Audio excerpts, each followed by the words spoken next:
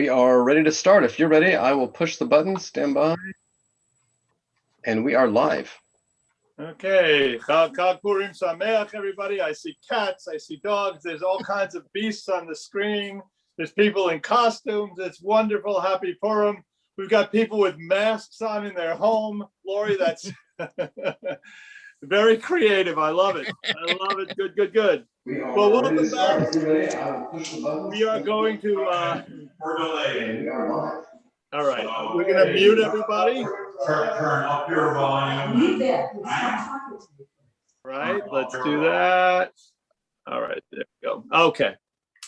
And we're going to begin with the Maariv service, the evening service. And from there, within the context of the service, we'll add the Megillah and have a little fun and play some trivia games, etc., etc. We'll go from there. We're going to begin with the Maariv service. If you have a Siddur like this, it will be on page 137. ויורך מכפר עוון ולא ישחית ירבה להשיבה בו ולא יאיר כל כמה תורנו שמלכנו ביום חורנו ברכו את אדוני מבורך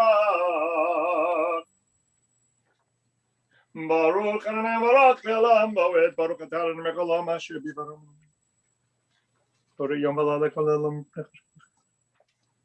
El Chai v'kayem tamid yimlach aleinu le'olam v'ed baruch atah Adonai Amariv Arabim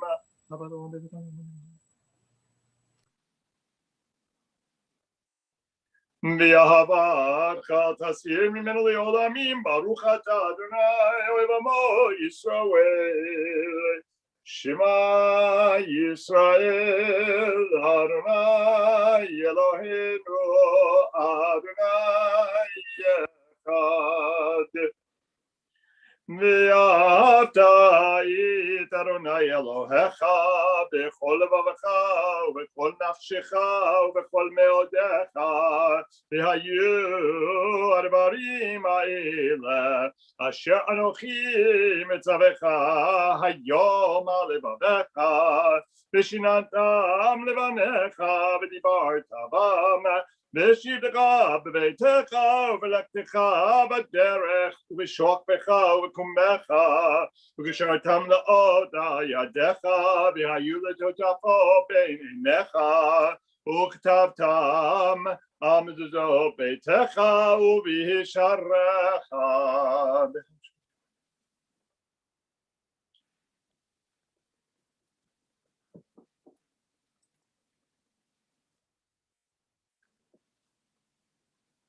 שמיים על הארץ ויאמר היום אשר ברצונו בא.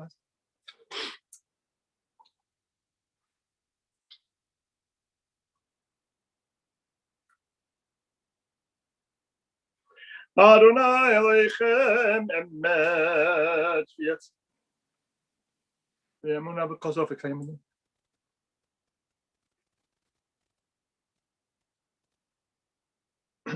ומלכות ברצון קיבלו עליהם משה ובני ישראל לכנו שירה בשמחה רבה ויאמרו כולם מי כמוך באלים אדוני מי כמוך נדר בקודש נוראתי לא עושה פלא מלכותך ראו בניך בוקר הים לפני משה זה לענו ויאמרו אדוני ימוך לעולם בועד ונאמר כי פדרני את יעקב וגאלו מיר חזק ממנו ברוך אתה אדוני גיא ישראל השכיבנו אדוני אלוהינו שלום המדנו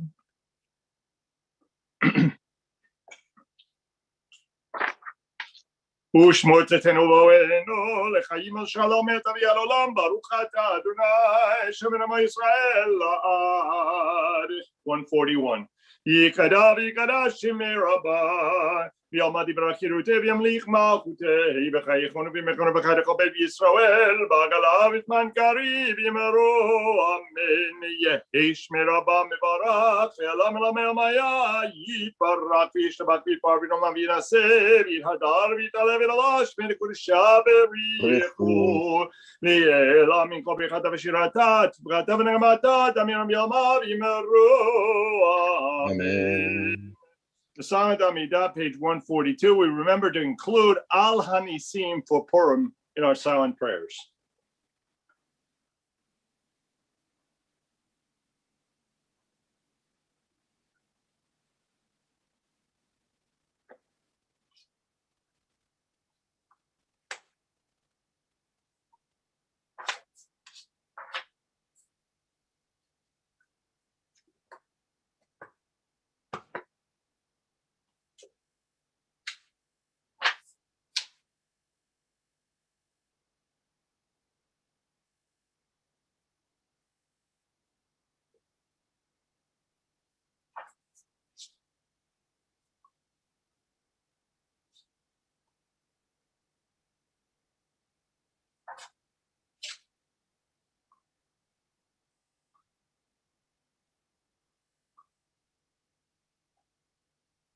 אלא ניסי ויאללה פוקם ויאללה גבורות ויאללה ויאללה מלחמות שעשית עליו אותנו בימים ההם בזמן הזה בימי מרדכי ואסתר בשושן הבירה כשעמדה עליהם המן הרשע.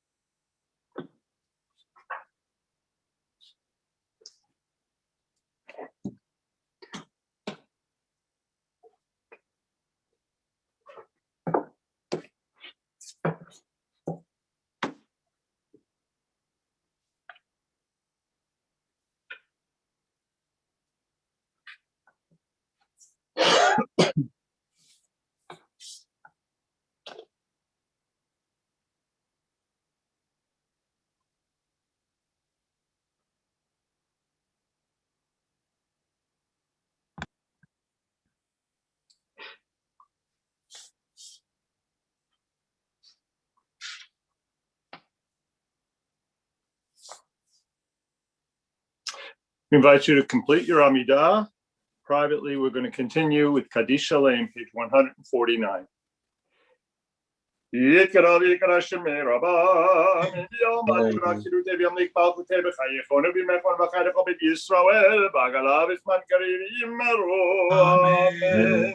יהי רבה ויעלם עולם יומיה, יתברך וישבח ויתפאר וירומם וינשא ויתהדר ויתעלה ולהשמר קדושה בריחו, יהיה לה מן כל ברכתה ושירתה, תברכתה ונקמתה, דמירן ויעלמה ויאמרו, אמן. יש לה מרבה מן שמיים וחיים עלינו ועל כל ישראל ויאמרו, אמן. עושה שלום במרומיו והוא יעשה שלום עלינו ועל כל ישראל ויאמרו, amen.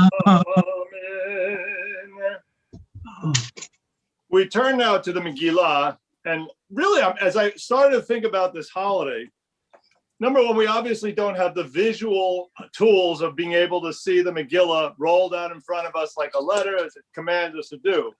The other piece of it, though, is we're really going to have a level of imagination here. When you hear the magical name and everybody makes noises, you're going to have to hear it in your head. You're going to have to hear the community groggers going for yourselves. And so a little creativity is going to be required this year. All right, so we're going to begin our Megillah reading. Al Fivison is going to chant the blessings for us. And then chapter 1, we start with our setup to the Megillah, the story of Achashverosh and his 127 provinces, and the first of 11 feasts. And this is I described this the other day. This is like college town. 11 feasts in this book. A lot of drinking going on. Chapter 1, the blessings. Al.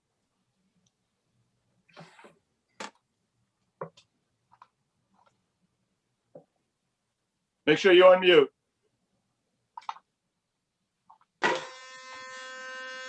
Gotta get the note. Not sure what that note is. That's Q. I think that's Q sharp. Q sharp. Baruch atah Adonai Eloheinu melech haolam asher kiddushanu v'mitzvotav v'tzivanu amikra Megillah. Baruch atah Adonai Eloheinu melech haolam she'asa nisim l'avoteinu bayamim hahem b'zman hazeh. Baruch atah Adonai Eloheinu melech haolam she'echiyanu v'kiyimanu v'higiyanu lazman hazeh. Amen. Vayehi b'mei Achashvei Rosh, Hu Achashvei Rosh, Hamelech v'hodu v'yadku sheva, v'yasrim me'amedina, v'yamim ha'hen keshevet, Hamelech Achashvei Rosh, Al kisei malchuto, asher b'shishana v'ra, b'shnat shalosh malkol, asa mishteh, l'chol sarav avadav, chel, paras umadai, apartamim, v'sarei, hamatidot l'fanav, v'haroto, yet osher kavod malchuto, v'yet yakar, tiferet gedulato, yamim rabim, shmonim, ma'at yom, uvim laot, hayamim ha'elech, asa ha'melech, l'chol ha'am hanimtzim, v'shushana b'ra, d'migadol v'yad katan, mishteh shivat yamim, achatzar, yidat beitan hamelech, chur karpas u'tchelet, achuz chalefut v'argaman, agli kesef yamudei sheish mitot, zahav achesef, Ritzpat, eight shesh v'tar v'socharet, v'ashkot v'klei zahav, v'kelim shonim, v'yayin malchut, rav kayan hamelech, v'ashuti akadat ein ones kichein, yisad hamelech, al kol rav beito, lason kitzonis v'ish, Gam vashti amalka, asta mishten ashim,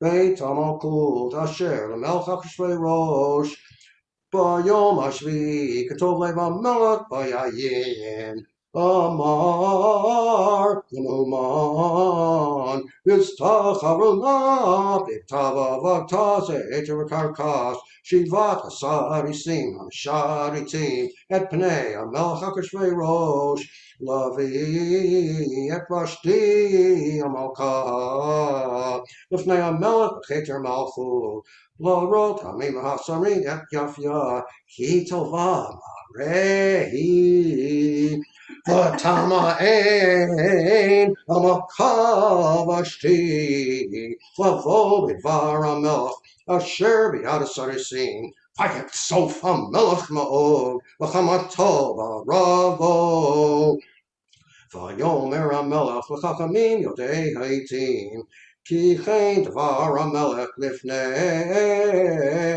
kol yodei dak v'din, v'karov elav karshna shetar ma'atar tarshish, meres marsna meluchan, shivat sarei, paras umadai, roei pnei hamelech hayoshrim v'shona v'malchut, Kadat malaso b'malka vashti, al asher lo asta, et mamar hamelech Achashvei Rosh b'yad hasarisim, v'yomer meluchan, l'fnei hamelech v'hasarim, lo halamelech v'ado, avta vashti amalka, ki al kol hasarim v'al kol hamim, asher b'chol medinot hamelech Achashvei Rosh, say Devar Malka, Kal Nashim, Avzop Alehen, Einehen, Yomram, Hamelech, Achashvei Rosh, Amar, Lavi, Yet Vashti, Amalka, Ufana, Lova, Vahayom Hozeh, Tomarna, Saro, Parasamadai, Asher Shamu et Devar Amalka, L'chol Sarei HaMelech L'kadai V'zayom V'katzef Imel HaMelech Tov Yitzei Devar Malchut Nofanav V'yikatev V'datei Parasamadai V'lo Yavor Asher Lo Tavo Vashti Lifnei hamelech Achashvei Rosh Malchutah Yitain hamelech L'rutah Tova mimena V'nishma Pidgom hamelech Asher Yaseh V'chol Malchuto Ki Rabbahi וכל אנשים יתנו יקר לבעליהם מגדול ועד קטון, ויטב הדבר בעיני המלך החסרים, ויעש המלך כדבר ממוכן. וישלח ספרים לכל מדינות המלך, אל מדינה ומדינה ככתבה, ואל עם ועם כלשונו. לא יהיה כל איש רע בביתו, ומדבר כלשון עמו. Shkoch. I love the creative interpretations here. It's awesome. So we're going to pick up in chapter 2. We find ourselves with an angry king, and we are also introduced to Mordechai, as well as a woman described as V'hana'ara Yefator V'tavat Mareh, just like Joseph. She's good to look at. We're talking about Esther. The same wording that's used in the description of Joseph is used here for Esther. Ron Moses is going to pick up with chapter 2. אחר הדברים האלה כהסור חמת המלך אחשוורוש זכר את ושתי ואת אשר עשת ואת אשר נגזר עליה ואמרו נערי המלך משרתיו יבקשו למלך נערות בתולות טובות מראה ויפקד המלך פקידים בכל מדינות מלכותו ויקבצו את כל נעריו בתולת טובות מראה אל שושן הבירה, אל בית הנשים, אל יד הגה, סיריס המלך, שומר הנשים, ונתון תמרוקיהם, והנערה אשר תיטה בעיני המלך, תמלוך תחת ושתי, ויטב הדבר בעיני המלך, ויזקן. איש יהודי היה בשושן הבירה, ושמו מרדכי בן יאיר בן שמעי בן קיש איש ימיני אשר הוגלה מירושלים עם הגולה אשר הוגלתה עם יחוניה מלך יהודה אשר הגלה נבוכדנצר מלך בבל ויהי אומן את הדסה כי אסתר בת דודו כי אין לה אביהם ונערה יפת תואר וטובת מראה ובמות אביה ואמה לקחה מרדכי לו לבד ויהי בשמע דבר המלך ודתו ויקבץ נערות רבות אל שושן הבירה אל יד הגיא ותילקח אסתר אל בית המלך אל יד הגה שומר הנשים ותיטב הנערה ועיניו ותשחס לפניו ויבהל את המוכה ומנותיה לתלה ואת 7 נערות הראויות לתלה מבית המלך וישניה ונערותיה לטוב בית הנשים לא הגידה אסתר את עמה ואת מולדתה כי מרדכי ציווה עליה אשר לא תגיד ובכל יום ויום מרדכי מתהלך לפני חצר בית הנשים לדעת את שלום אסתר ומה יעשה בה. Koach. We continue sentence 12.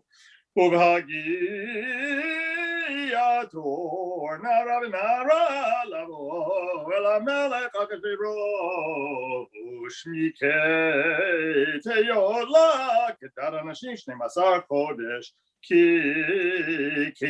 ken yimlo yimei merukehen 6 charashim b'shemen hamor ו6 charashim b'besamim u'b'tamrukei hanashim ובזה הנערה באה אל המלך כל אשר תאמר יינתן לה לבוא עמה מבית הנשים עד בית המלך בערב היא באה ובבוקר היא שבה אל בית הנשים שני על יד ששקה סריס המלך שומר הפילגשים לא תבוא עוד אל המלך כי אם חפץ בה המלך ונקרא בשם ובהגיע תור אסתר בר אביחיל דוד מרדכי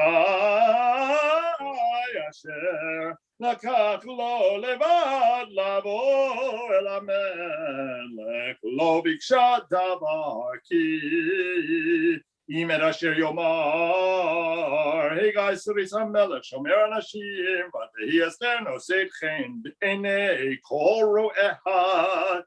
ותילקח אסתר אל המלך אחשוורוש אל בית מלכותו בחודש העשירי חודש טבת בשנת 7 למלכותו, ויאהב המלך את אסתר מכל האנשים ותשכן בחסד לפניו מכל הבתולות, וישם כתר מלכות בראשו וימליכיה תחת ושתי.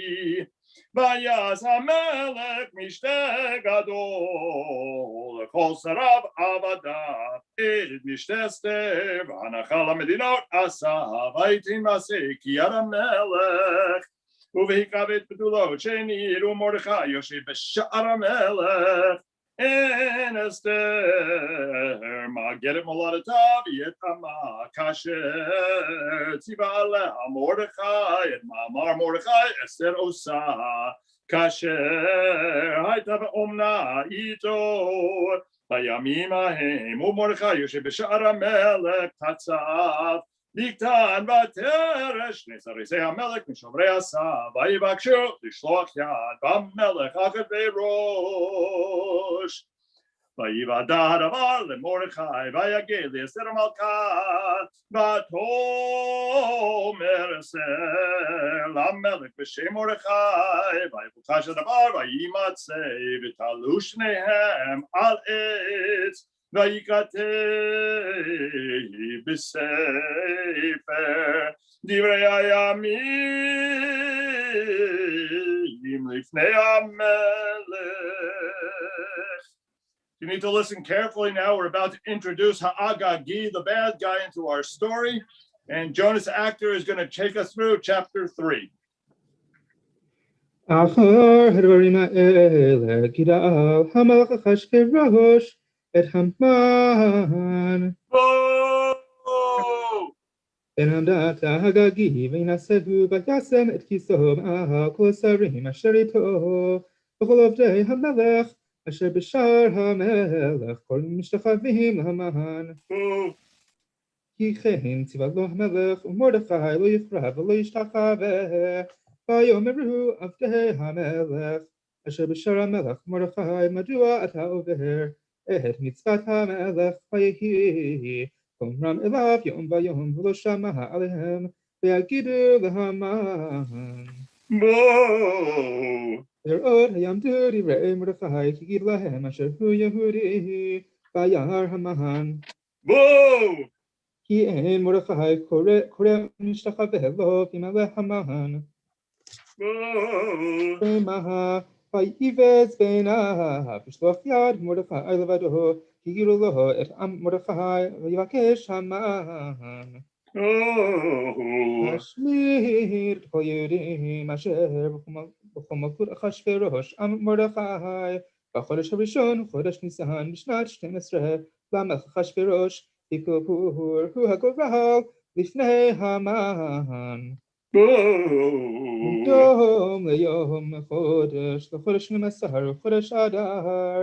ויאמר המן למלך אחשוורוש ישנו עם אחד זר מפורד בין העמים וכל מדינות מלכותך ודתיהם שונות מכל עם ודתי המלך אינם עושים ולמלך אין שובל הניחם.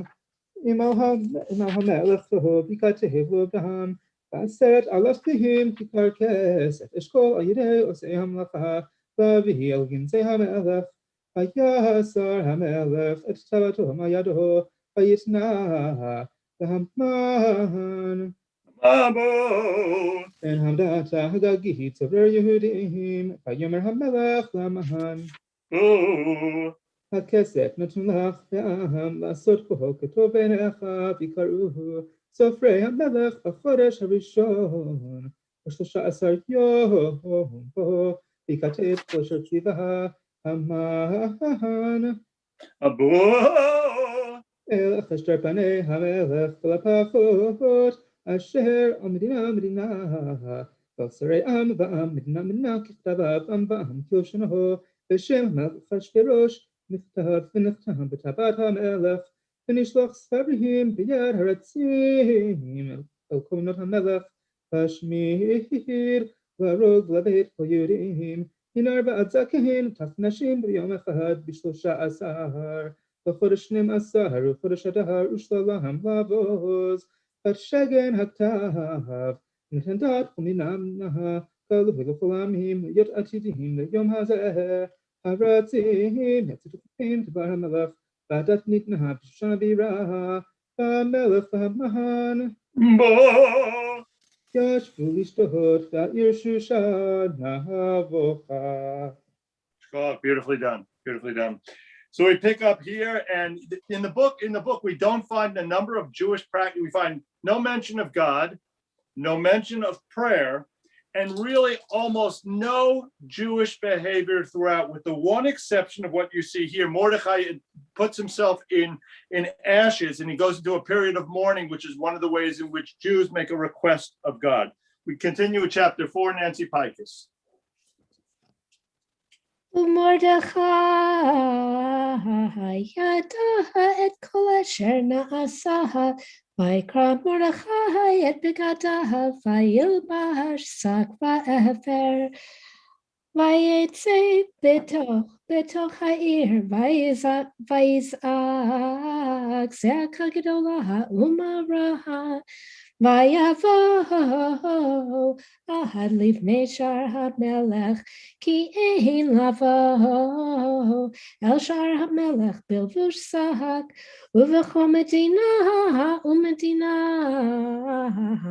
makom asher dvar hamelech v'dato magia evel gadol layehudim tzomu v'chiva u'misped Sakba efer yutzala rabihim matavo na ne'arot Esther v'sari seha vayagidu laha vatit chalchal hamalka hame'od vatishlach begadim lehabish et Mordechai ulehasir sako me'alaha velo kipel matikra Esther lachatach misari say hamelech asher he mihid lifaneha matitzavehu al Mordechai lada'at mazeh ve'al mazeh vayitze hatach al Mordechai el rechov ha'ir asher lifnei shar hamelech vayagad Lo Mordechai et kol asher karahu ve'et parashat hakesef asher amar Haman Oh! Ishkol aginsei hamelech vayhudim le'abdam ve'et pat shegen kitov hadat asher natan b'shushan lahashmidam natan lo leharot et Esther ulehagid laha uletzavot aleha lavo el hamelech lehitchanen lo ulevakesh lefanav alamav vayavo hatach vayaged leEsther et divrei Mordechai. Ishar Kokachech. Jonathan, you're picking up, and here we have the reports being brought to Esther.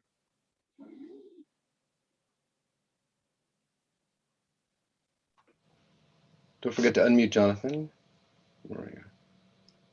I thought someone was going to unmute me. Vatomer Esther lahatach vatetzavehu el Mordechai כל עבדי המלך והמדינות המלך יודעים אשר כל איש ואישה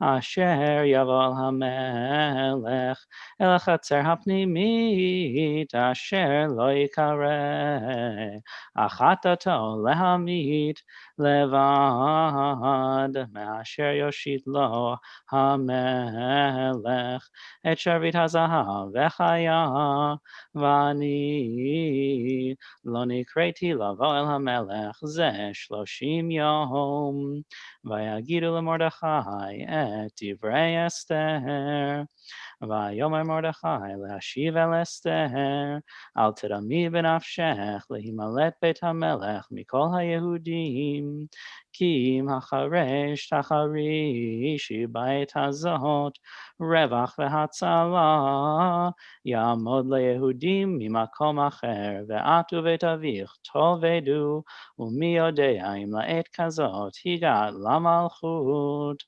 ותאמר אסתר להשיב אל מרדכי לך כנוס את כל היהודים הנמצאים בשושן וצומו עלי ואל תאכלו ואל תשתו 3 ימים לילה ויום גם אני ונערותי עצום כן ובכן אבוא אל המלך אשר לא חדל וכאשר עבדתי ויעבור מרדכי ויעש ככל אשר ציוותה עליו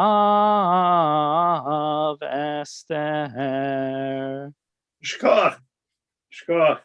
As we turn to chapter 5, we reach really one of the highlights in the stories. After 3 days of fasting, Esther is going to unbidden approach the king. And there's 2 possible outcomes here. If there's a surprise in our story and he has her killed, we can all go home, the story's over. However, I have a suspicion that's not the case. He will welcome her into the kingdom, into his courtyard, and we continue with chapter 5, and Marcia will lead us through that. So I just, full disclosure, I thought the ukulele in this piece would just be perfect. I'm sure you'll agree. Love it. Here we go.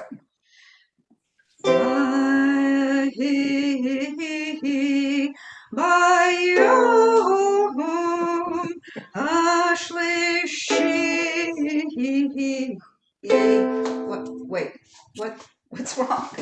No? Oh, no. All right. My partner says no. All right. Bravo. We'll play it straight.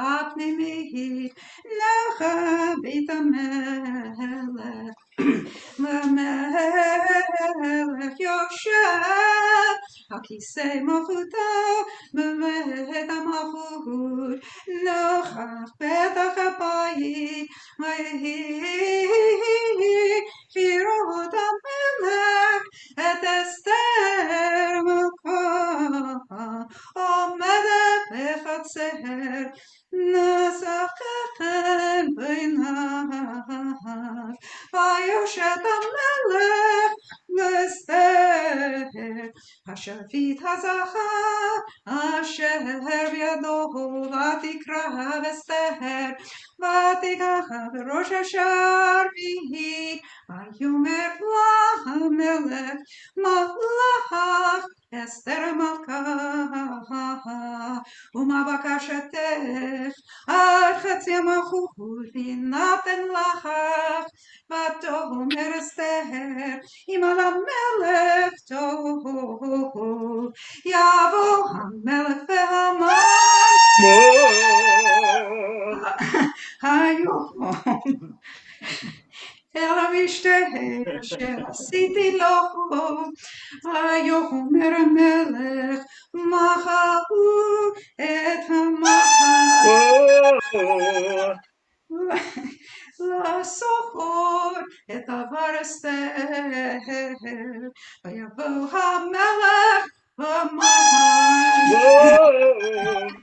אל המשתה אשר עשתה אסתר, ויאמר המלך לאסתר במשתה היין, מה שלקתה ויינתן לך, ומה בקשתך עד חצי מלכות, ותאחז ותען אסתר ותאמר שאלתי ובקשתי אם מצאתי חן בעיני מלך, ואם למלך טוב לתת את שאלתי ולעשות את בקשתי, יבוא המלך ואמר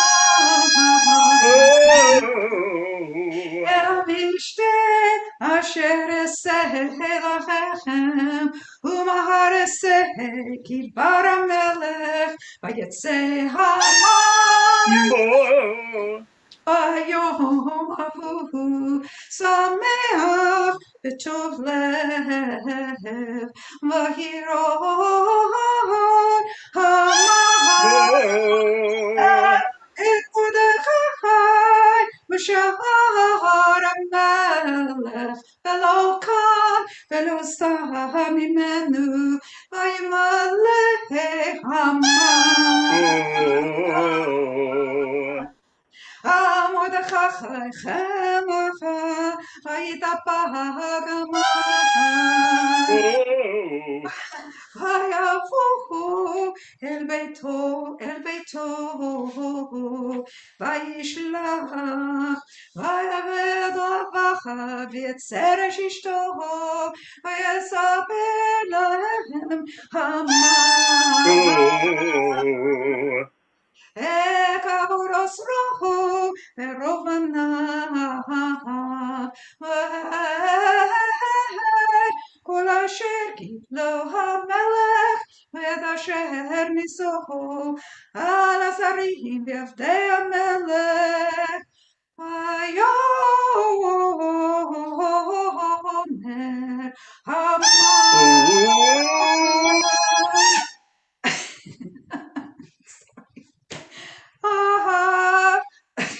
לא הביאה אסתר המלכה עם המלך אל המשתה אשר עשת כמותי, וגם למחר אני קרוב לך עם המלך וחוזר, איננו שובר לי בכל עת אשר אני רואה את מרדכי היהודי יושב שער המלך, ותאמר לו שרש אשתו וכל אוהביו יעשו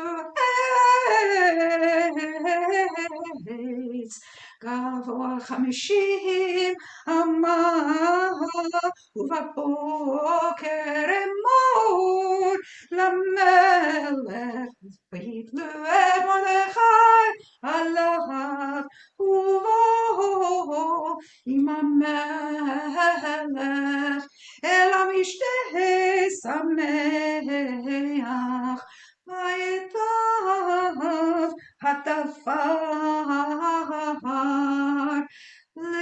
לפני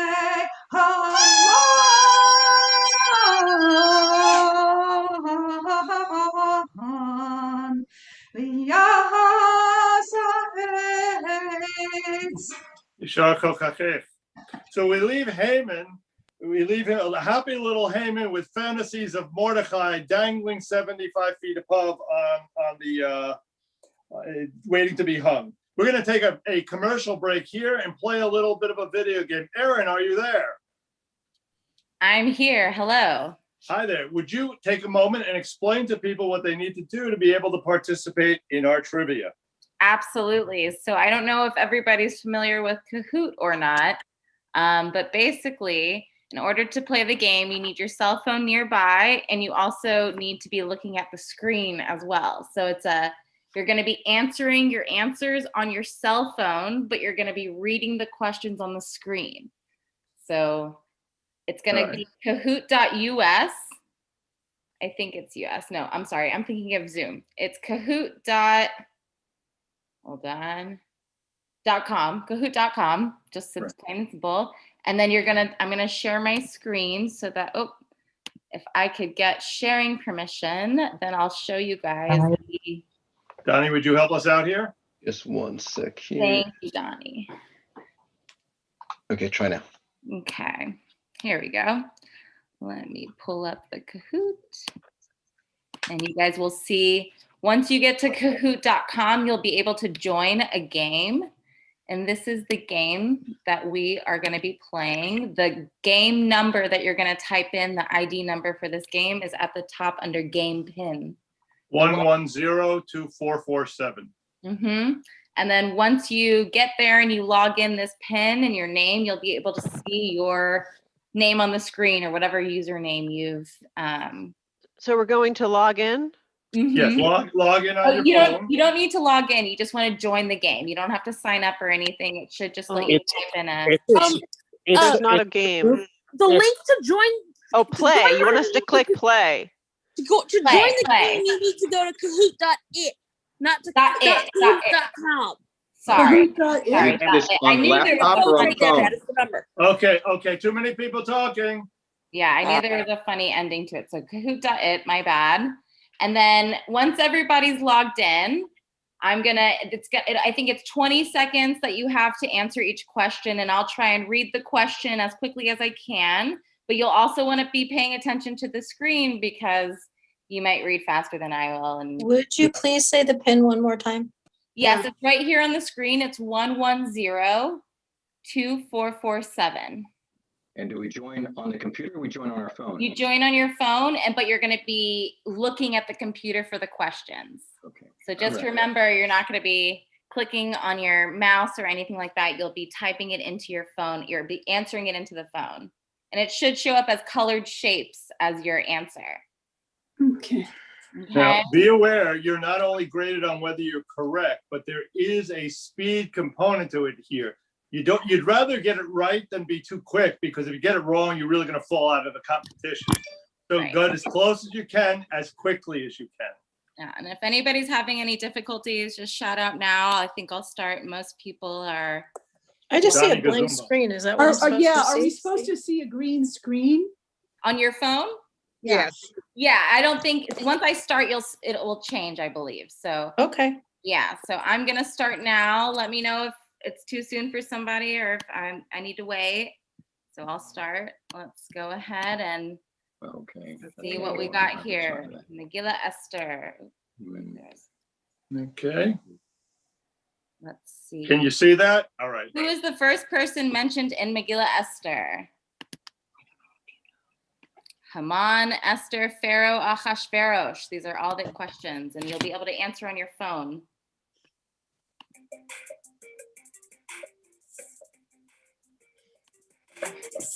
Two seconds. All right. Wow, 30 of you got Achashverosh right. Pretty good. Let's see the next one. Ooh, these are the lead contestants at the moment. All right, the next question. Over how many countries did Achashverosh rule?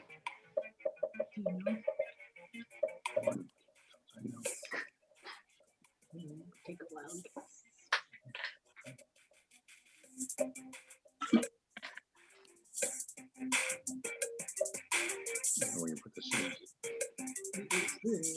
All right, let's see. Ooh, that was a tough one. 127. Man was busy. Let's see. Jonathan's killing it. Where in the Torah does the number 127 also appear? What was that? What?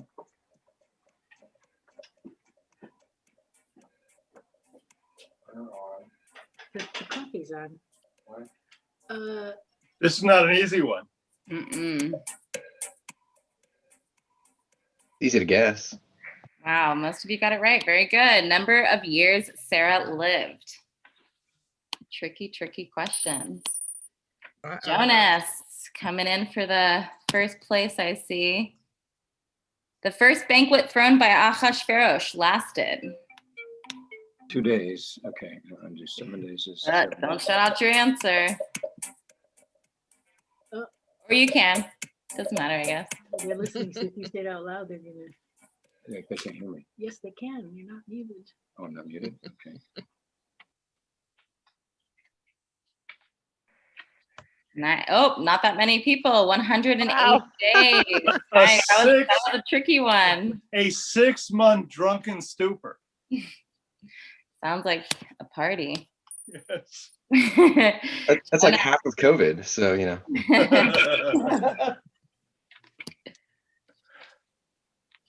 See. Ooh. What does the Megillah say about the point of King's first party?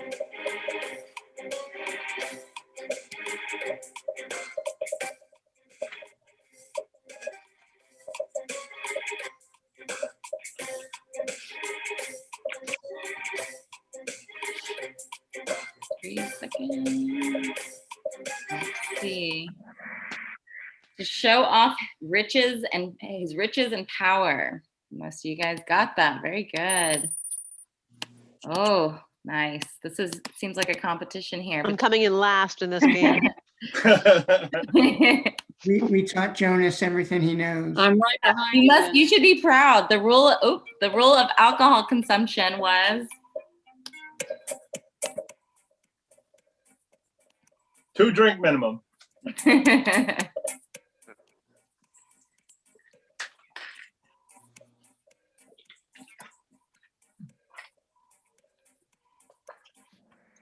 Nice. No restriction. Ron, did you get that one? I couldn't imagine there were many back then. Jonas, wow. Mamua beats, that went by so fast. I hope everybody read that. Bitza and Zayter were among 7 who were. This is not an easy one.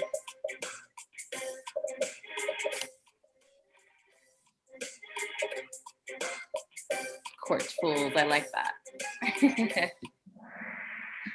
Very good. Eunuchs. Oh, wow. We got a new lead. How exciting. Mordechai was from the tribe of Cherokees. I like this.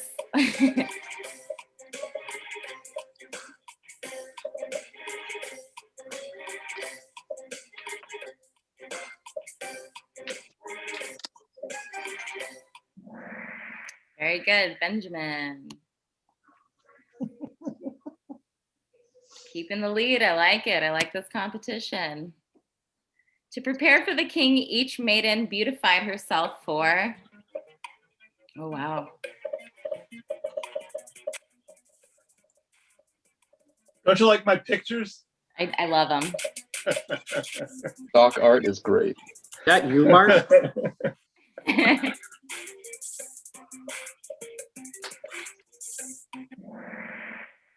12 months, a whole year of preparation. Gosh, geez. It's good to be the king. Midrash, after Vashti, Ahasuerus searched for a queen.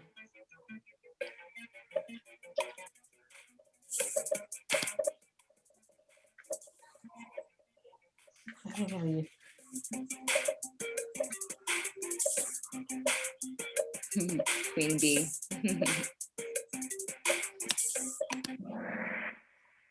For 4 years. Beautiful. That's a long time. Very good. Keeping the lead. I like this. Upon declaring Esther to be his new queen, Ahasuerus also proclaimed.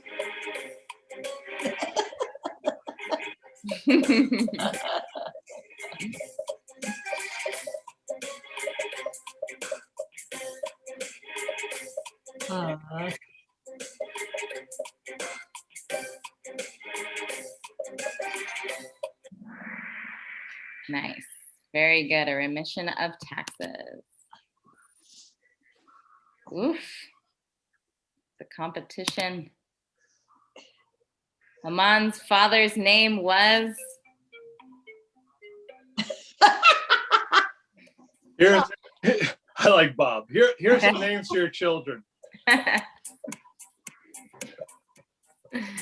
Love it.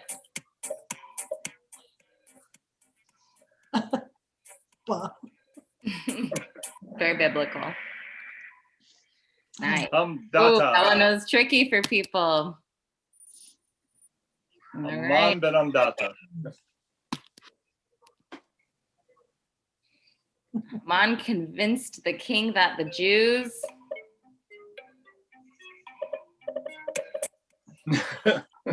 like this.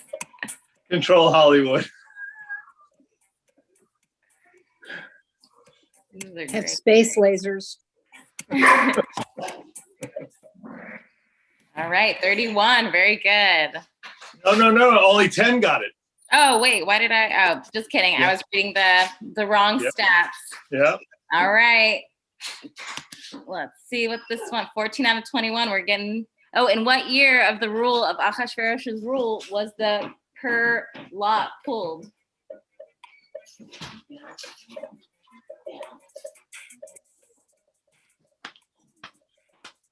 That they had balls just like that too. Yep.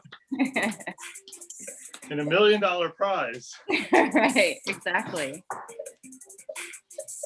All right, 12th year, very good.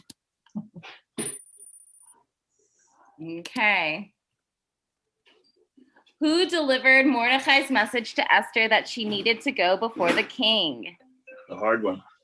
That is really hard.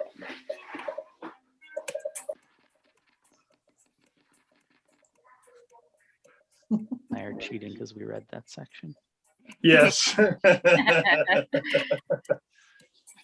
You did, Jonathan. Nice. Atach.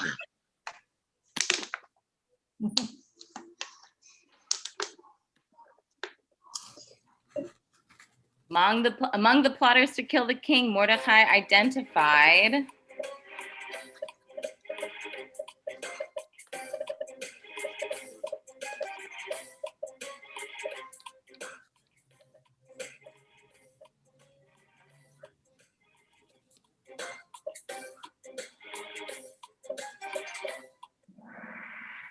Teresh. Very good. All right. After parading Mordecai around, that went away very quickly. Zeresh told Haman,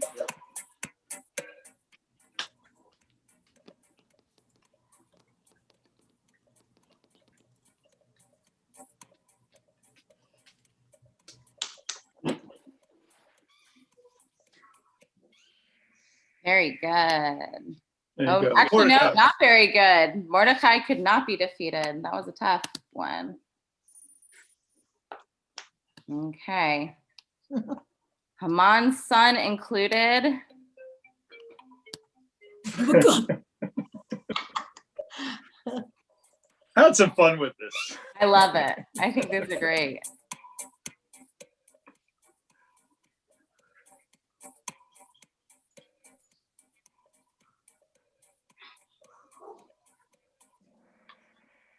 There you go. Right. Wow. Got that right. That's pretty good. I'm impressed. Okay. Someone's catching up there. Midrash, Haman was hanged on what day?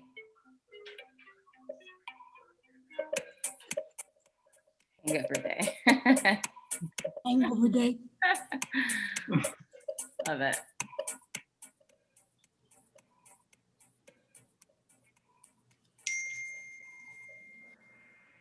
Ooh, the second day of Passover. 3 very good, smart people got that one. Oh, still taking the lead, I see.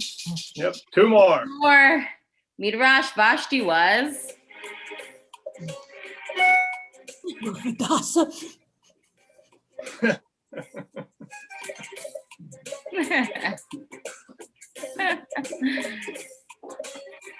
That's a spoof because Esther was also called Hadassah. That's right. It's the same name. Very good. The great granddaughter of Nebuchadnezzar. Yes. That's not a mouthful or anything. All right, let's see. Strong with the competition here. Last one. Bonus question. There is a Talmudic opinion that Esther was not beautiful, but had. Ooh, I like this one. This is a good one. Halitosis.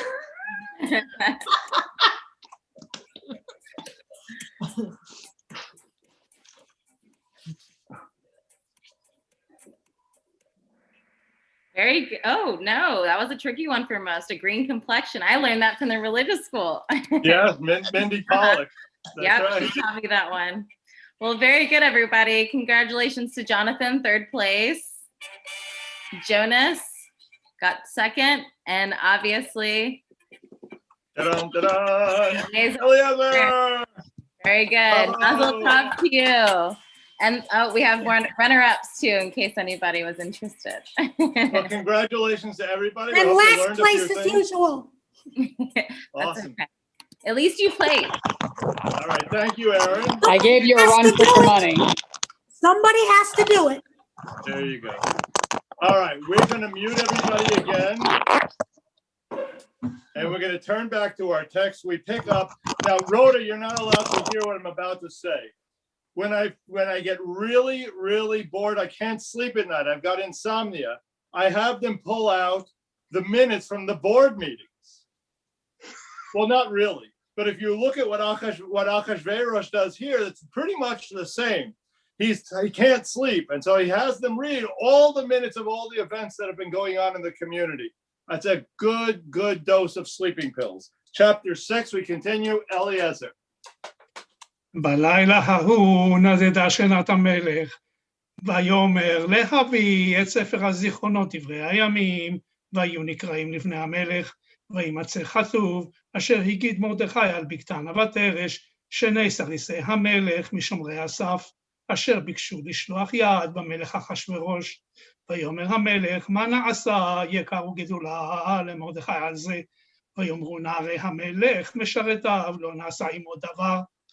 ויאמר המלך מי וחצר, והמן בא לחצר בית המלך החיצונה לאמור למלך, לתלות את מרדכי על העץ אשר הכין לו.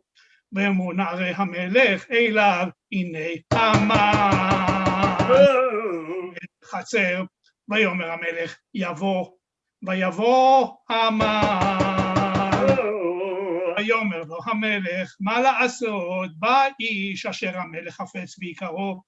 ויאמר המן, למי יחפוץ המלך לעשות יקר יותר ממני? ויאמר המן המלך, איש אשר המלך חפץ ביקרו, יביאו לבוש מלכות אשר לבש בו המלך, וסוס אשר רכב עליו המלך, ואשר ניתן כתר מלכות בראשו, ונתון הלבוש והסוס על יד איש משרי המלך הפרטמים, והלבישו את האיש אשר המלך חפץ ביקרו, והרכבו על הסוס ברחוב העיר, וקראו לפניו, ככה יעשה לאיש אשר המלך חפץ ביקרו.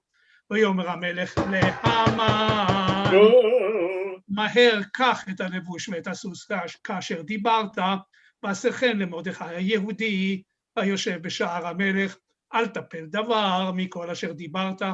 ויקח המן את הלבוש ואת הסוס, וילבש את מרדכי, וירכבהו ברחוב העיר, ויקרא לפניו, ככה יעשה לאיש אשר המלך חפץ ביקרו. וישב מרדכי על שער המלך, והמן חף אל ביתו אבל וחפוי ראש. ויספר המן לזרש אשתו ולכל אוהביו את כל אשר קראו. ויאמרו לו חכמיו וזרש אשתו, אם מזרע היהודים מרדכי, אשר החילות לנפול לפניו, לא תוכל לו, כי נפול תיפול לפניו. עודם מדברים עמו, וסריסי המלך הגיעו, ויבהילו להביא את המן אל המשתה אשר עשתה אסתר. Okay, we continue with chapter 7. This is Esther's second party. Everything a lot of things in the text come in twos, and it doesn't play out for the East Sar V'Oyev, the evil person in our story. Chapter 7, we begin. Shelley Nadell.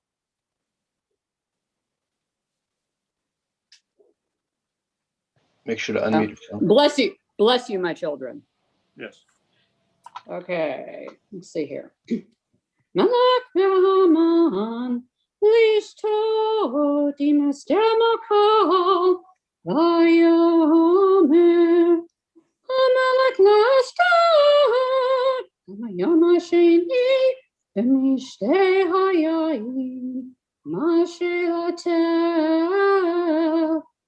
Ester makal v'tinatel Ma bakashatel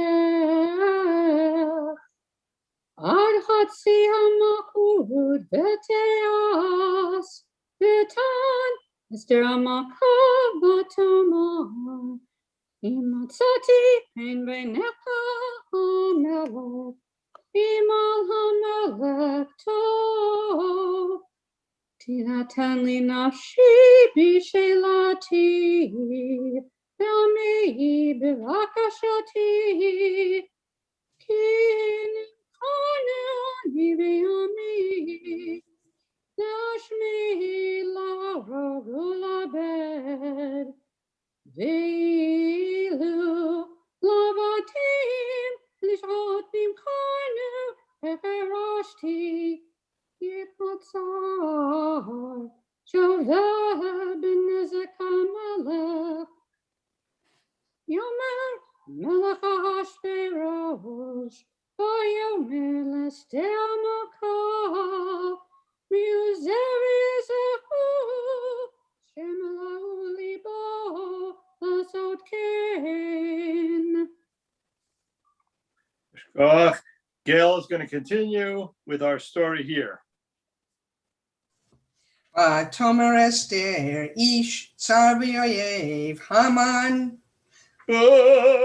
hara hazeh v'Haman nivad milifnei hamelech v'hamalka v'hamelech kam b'machato mishteh hayayin el ginat habitan v'Haman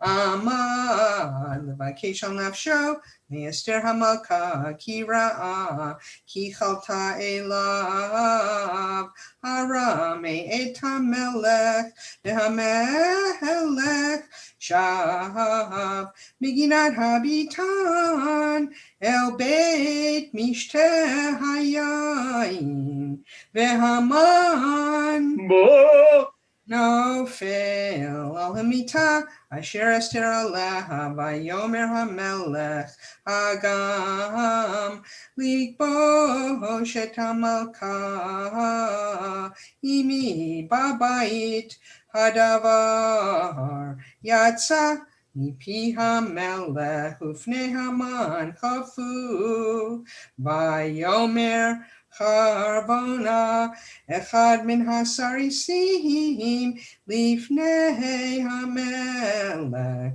gam hine ha'etz asher asa Haman leMordechai asher diber tov al hamelech omed beveit Haman Gavoa chamishim ama vayomer hamelech tilu alav vayitlu et Haman al ha'etz asher hekbin leMordechai b'chamat hamelech shachacha. Shkoach. Wonderful readings, people. Wonderful, wonderful, wonderful. Can I continue chapter 9? Things get much happier from this point on. Esther and Mordecai get all the goodies in this process, and Avniel is going to lead us through the beginning of chapter 9. I believe we're on chapter 8. We're on chapter 8. You're right. I can't read. You're right. Sandy Remsen is going to read for us chapter 8. I'm numbers challenged. Bayom hahu Natan hamelech Achashverosh leEsther hamalka et Haman Soreh haYehudi Mordechai ba lifnei hamelech ki higida Esther mahula vayasar hamelech et tabato asher he'ever me Haman vayina leMordechai vatasem Esther et Mordechai al beit Haman vatosef Esther vatadaber lifnei hamelech vatipol lifnei raglav vatevek v'titchanen lo lahavir et ra'ah Haman ha'agagi ve'et bachashato asher chashav al ha'Yehudi vayoshet hamelech leEsther et sharbid zahav v'takam Esther vata'amod lifnei hamelech vatomer im al hamelech tov ve'im matzati chen lefanav v'chasher hadavar lifnei hamelech v'tovani be'einav yikatev lehashiv et hasafarim achashevet Haman ben Hamidata ha'agagi asher katav le'abed et ha'Yehudim asher b'chol medinot hamelech ki yechacha ucha v'raiti b'ra asher yinsa et ami v'yechacha ucha v'raiti b'avdan moladati v'yomer hamelech Achashverosh leEsther hamalka u'lemordechai ha'Yehudi hine veit Haman Natati leEsther v'yoto talu al ha'etz al asher shalach yado v'Yehudim v'yatem kitvu al ha'Yehudim katov be'enechem b'shem hamelech v'hitmu v'chitmu b'taba'at hamelech ki katav asher nichtav b'shem hamelech v'nachtom b'taba'at hamelech ein lahashiv v'yikru sofrei hamelech v'eit hahi b'chodesh hashlishi hu chodesh Sivan v'shlosha v'esrim bo v'yikatev k'chol asher tziva Mordechai El ha-Yehudim ve'el ha'achash darpanim v'hapachot v'sarei ha'medinot asher mehodu v'yalchush sheba ve'esrim u'me'ad medina ki ichtava va'am kilshono ve'el ha'Yehudim ki ichtavam v'kilshonaham v'yichtov b'shem hamelech Achashverosh v'yachtom b'taba'at hamelech v'yishlach sfarim b'yad haratzim v'susim rochvei harechesh ha'achashtaranim b'nei haramamachim asher natan hamelech laYehudim asher b'chol ir va'ir lehikahel v'la'amod al nafsham lehashmid leharog ol al beit kol kelam umedina hatzarim otam taf v'nashim ushlalam lavos Bayom echad b'chol medinot hamelech Achashverosh b'shlosha asar lechodesh shneim asar hu chodesh adar Patshegen haktav lehinaten dahat b'chol medina u'medina hagalu lechol ha'amim v'lihiyot ha'Yehudim atudim layom hazeh lehinakem me'oivehem haratzim rochvei harechesh ha'achashtaranim yatzu mevohalim utkuchvim bidvar hamelech v'hadat nitnan b'shushan habiraha ומרדכי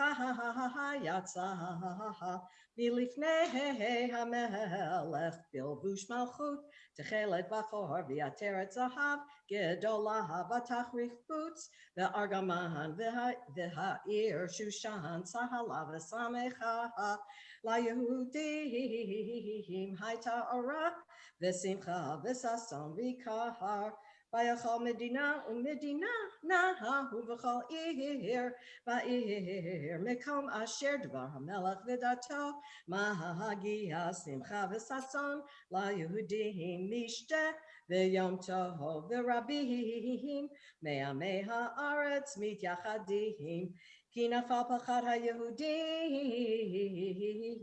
עליהם. Oh, beautiful job, beautiful. So we have now the elimination of all those who tried to reach out and hurt the Jews in chapter 9. This time it is Avniel's turn. Thank you, Faith. Uishneim Asar Chodesh Hu Chodesh Adar Vishlosha Asar Yom Bo Asher Higi Advar HaMelech Vidaso Lehei Asos Vayom Asher Siveru Oyevei HaYehudim Lishlot Bohem V'Nahafochu Asher Yishlotu HaYehudim Heima B'Zorneihem Nikalu HaYehudim B'Oreihem B'chol Medinos HaMelech Achashverosh Lishloach Yod B'Mevakshei Rosam V'ish lo amad B'Fneihem Ki nafal Pachtam Al Kol Ha'amim V'chol Sorei HaMedinos V'Achashtar Penim V'Apachos Rosei HaMlacha Asher LaMelech Menaseim Es HaYehudim Ki nafal Pachad Mordechai Aleihem Ki gadol Mordechai beveis hamelech v'shamo holech b'chol hamedinos ki haish Mordechai holech v'gadol vayaku haYehudim b'chol oiveihem makas chara v'hereg v'avdon vayasu v'soneihem kirtzonam. Big breath. Uv'shushan abira hargu haYehudim v'abeid chamesh me'os ish Veis parshandosa, veis dalphon, veis asposa, veis porosa, veis adalia, veis aridosa, veis parmasha, veis arisa, veis arida, veis vaisosa aseres, b'nei Haman. Zorer haYehudim haragu, uva biza lo shalchu es yadam, vayom hahu, b'mispar harugim, b'shushan habira lifnei hamelech, vayomer hamelech lester hamalka. Mishushan Habira Haragu Hayudim V'Abeid Chamesh Meosish Veis Aseres B'nei Hamon Bu Bishar Medinos Hamelech Me'asu Uma Sheilo Seichin Asen Lach Uma Bakasha Seichod V'Seyos Vatomer Esther Imal HaMelech Tov Yinosein Gam Machar La Yehudim Asher B'Shushan Lasos Kedos Hayom Be'ez Haseres B'nei Hamon Yislu Al Ha'etz Vayomer HaMelech Layasos Kain Vatinosein Dos B'Shushan Be'ez Haseres B'nei Hamon Tov Vayikalu Hayudim Asher B'Shushan Gam Yom Arba Asar L'Chodesh Adar Vayargu V'Shushan Shlosh Meos Ish Uvabiza Lo Shalfu Es Yadam Ushar HaYehudim Asher B'Mdinos HaMelech Nikalu V'Amod Al Nafsham V'Noach Me'oivehem V'Harog B'Soneihem Chamisha V'Shivim Alef Uvabiza Lo Shalfu Es Yadam Yom Shosha Asar L'Chodesh Adar V'Noach Barba Asar Bo V'Aso Oso Yom Mishteh V'Simcha V'Hayudim Asher B'Shushan Nikalu B'Shlosha Asar Bo Uvarba Asar Bo V'Noach V'Chamisha Asar Bo V'Aso Oso Yom Mishteh V'Simcha Al Kain Hayudim Aprozim Hayoshvim Yorei Aprozos Osim Eis Yom Arba Asar L'Chodesh Adar Simcha U'Mishteh V'Yom Tov U'Mishlach Manos Ish L'Re'ehu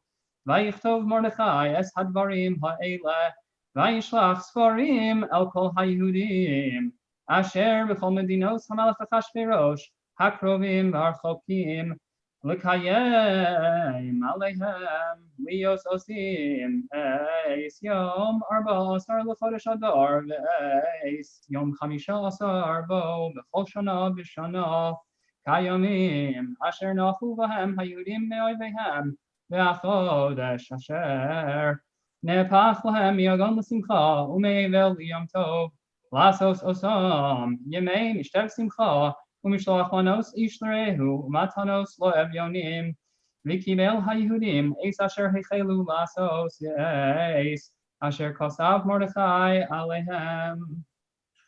Very, very nice. Thank you. Jeff Myers is going to take us through the rest of the chapter, beginning with verse 24. Ki Haman ben Hamdata Ha'agagi Sorer Ko HaYehudim Chashava HaYehudim Le'abdam V'hipil Pur Hu HaGoral L'humam U'abdam U'voah Lifnei HaMelech Amar Im HaSefer Yashuv Machashavto Hara Asher Chashava HaYudim Al Rosho V'talu Oto V'et Banav Al Ha'etz Al Ken Karu Layamim Ha'ela Purim Al Shem HaPur Al Ken Al Kol Divrei Ha'igeret Hazot Umara'u Al Kacha Umahigia Alehem Kimu V'Kiblu HaYehudim Alehem V'Al Zaram V'Al Kol HaNilviim Alehem V'Lo Ya'avor Liot Osim Et Shnei HaYamim Ha'eleh Kiktavam v'chizmanam b'chol shana v'shana v'hayamim ha'ele nizkarim v'nasim b'chol dor v'ador mishpacha u'mishpacha medina u'medina v'ir v'ir v'imei hapurim ha'ele lo ya'avru mitoch ha'yehudim V'zichram lo yasuf mizaram v'tichtov Esther hamalka v'avichayil u'mordechai ha'yehudi et kol tokef l'kayem et igeret hapurim hazot hashenit v'yishlach sefarim el kol ha'yehudim El Shevav Yesrimu Mea Medina Malchut Achashverosh Divrei Shalom Ve'emet L'kayem Et Yemei Hapurim Ha'ele Bizmanehem Kasher Kiyam Alehem Mordecai HaYehudi Ve'Esther HaMalkah V'cha'asher kimu ol nafsham v'al zaram divrei hatzamot v'za'akatam u'ma'amar Esther kiyam divrei hapurim ha'ele v'nichtav ba'sefer. Chapter 10, we finish up. Michael Moore will take us through this last section.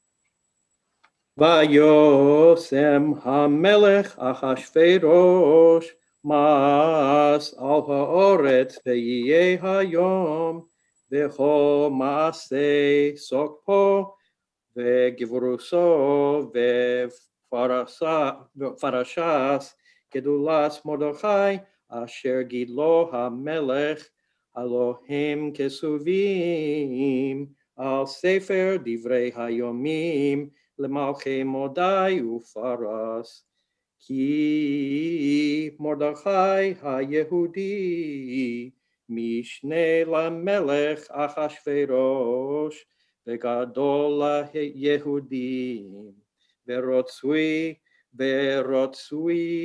Lerov Ach Echav Derosh Tov Le'amo ודובר שלום לכל זרעו.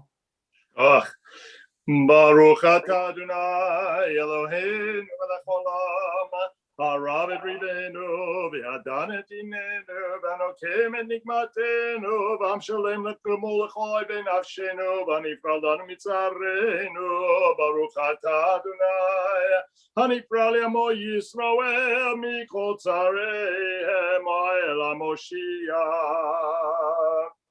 Yishkoach to all of our readers, a beautiful chanting as we do every year. We've got blessed with many, many talented people, and we're very appreciative to everybody for their participation. We're going to conclude with Aleinu and then Mourner's Kaddish. Aleinu l'shabeach ladon hakol, latet gedula leotzer breshit, shelo asanu ki goyeh aratzor, ולא שמענו כמתפקוד האדמה, שלא שם חלקנו כהם, וגורלנו ככל המונם. ואנחנו קוראים ומשתחווים ומודים לפני מלך מלכי המלכים, הקדוש ברוך הוא, שהוא נוטה שמיים ויוסר הארץ, ומושב עיקרו בשמיים ממעל, ושכינת זו בגבהי מרומים. הוא אלוהינו אין עוד, אמת מלכנו בזולתו, תקעתו בתורתו, וידעת יום בשבות אל לבביך, כי אדוני הוא האלוהים בשמיים ממעל, ועל הארץ מתחת, אין עוד.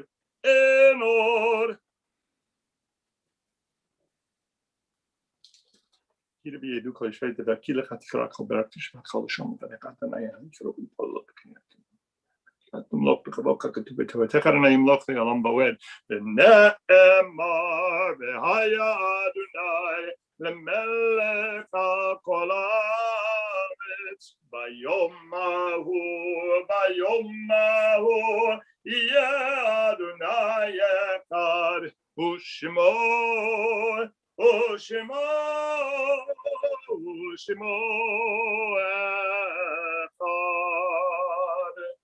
We invite all those in a period of mourning, all those observing a yard site, to unmute and to say words of Kaddish. Yitgadal v'yitgadash shemei Rabbah. Amen. Ve'alma dibra Yerushalayim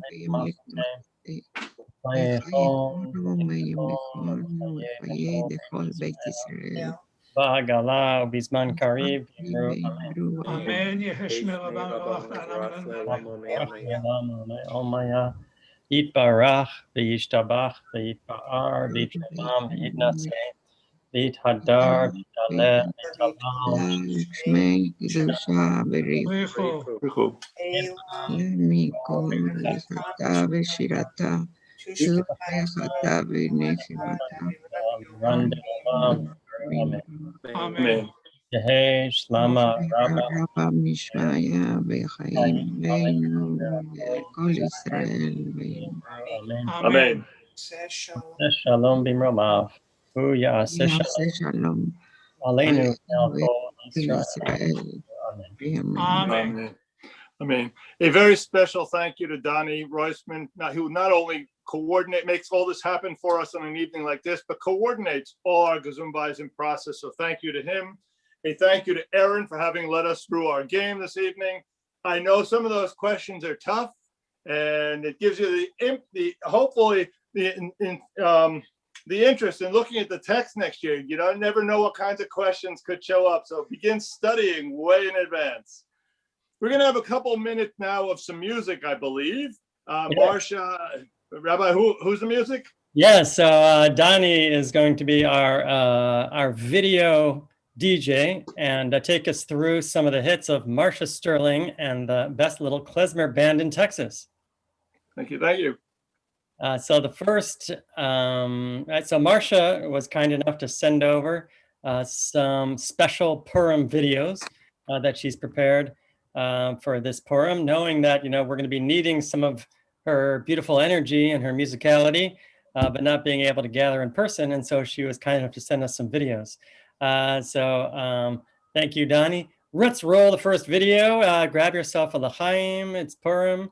Relax, and we'll spend some time together, a casual time, at 9 o'clock, right, in 35 minutes or so. We're going to be joined by Joel Chasnoff, our comedian from Eretz Yisrael. So until then, we'll kind of relax and enjoy and make a l'chaim, listen to some music, and be together. Rabbi, is it 9 o'clock or 8:30 that Joel joins us? 8:30. 8:30, oh my God. So roll it quickly, please. Do it. 1, 2, 1, 2, 3.